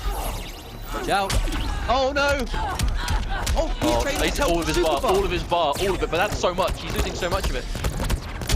He can't push block anymore. Don't get hit. Oh no! No! That shield lost him the game. The shield lost him the game because it took so long to activate. He got launched for free by the projectile. The combo did so much damage. It took him from like 3.5 bars to 1, and then with the shield still activated, he was blocking the Atom trait that took him under push block territory. So he couldn't push block. Bad man. That was literally the most unfortunate time to just so happen to activate that anti-health shield. Literally, that's the first time I've ever seen that move lose someone a game before. Fighters approaching What should have been an amazing decision was the biggest mistake. Oh, poor dubasik. I genuinely feel bad. But it has put K-Top 2-0 up as he's looking really convincing to take this 3-0, but it has forced the Wonder Woman out of dubasik, so no more Enchantress today. That's the last time we will see her. He's betting everything on Wonder Woman. We'll see if it works out. But the thing is, Atom is a character that kind of disregards neutral. That's his main strength, that he says no to neutral in general. So you take Wonder Woman, who is a very neutral-heavy, very grounded-heavy character. Atom kind of shuts that down. Okay, there's the launch. We see the back 3. Clean knockdown. Wonderful confirm. And that's the trait again. That's twice the trait in this one life bar alone has been completely wasted thanks to dubasik catching him just in time. K-Top. We've seen him come back from worse odds. Case in point, game 2. Ooh, forward dash from dubasik under the skull. Nice confirm. Excellent turnaround. dubasik, he's had wonderful rounds before, though. That's the thing. I wouldn't say sit too heavily on this life lead, because K-Top, he's stolen it away before, and there's the trait confirmed. That's the one thing he does with that item, you know, for those that may not know. If you can go for those really meaty endings of a trait, and then you reappear, you're actually not as vulnerable. You know, if you end it right as you land a hit, as they stand up, your trait is already recovered. So that's kind of like the timing that you see these Oh my lord! That was so clean from K-Top. It didn't kill, but yeah, it didn't kill any of the so that's really unfortunate. But what a confirm from K-Top. Amazing. Wait.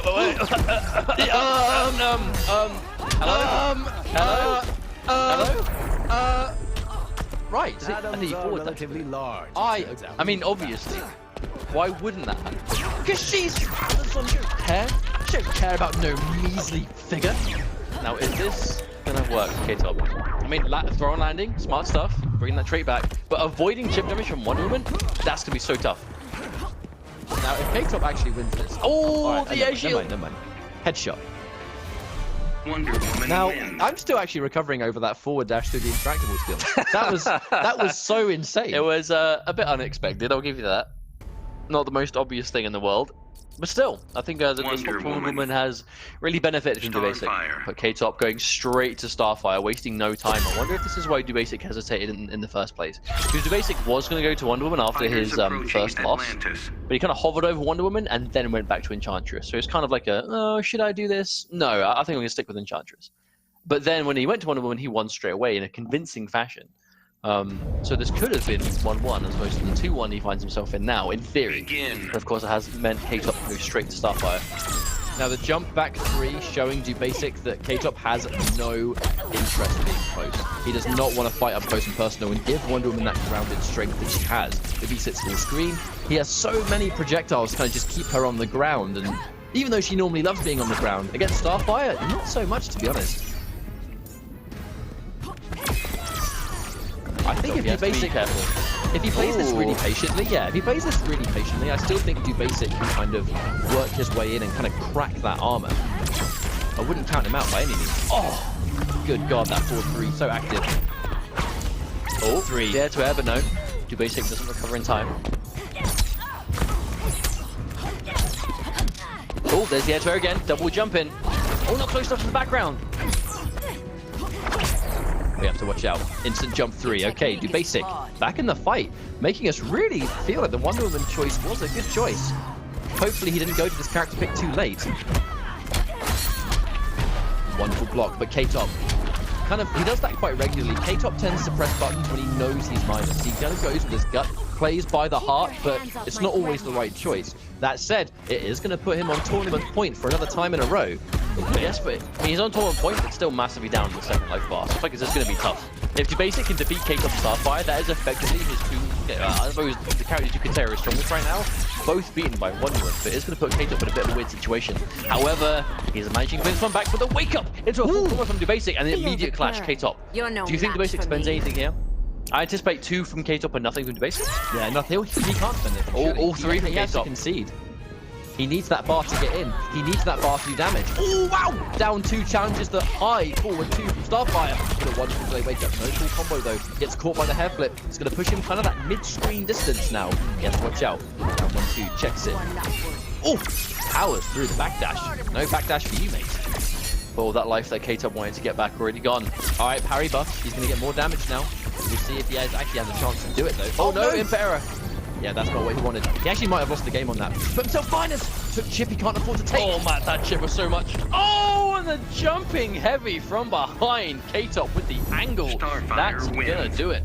And just like that, K-Top, after a very, very, very back and forth final game, is gonna be your winner today. From winner's side, no less. K-Top moving on. And he's gonna be the winner of the EU East qualifier. Now, you know, we can't take away from dubasik. We'll be seeing him and K-Top in our Intercontinental Championship finals live in Vienna. But this does mean that K-Top has basically earned the highest seed, which means that he'll be going up against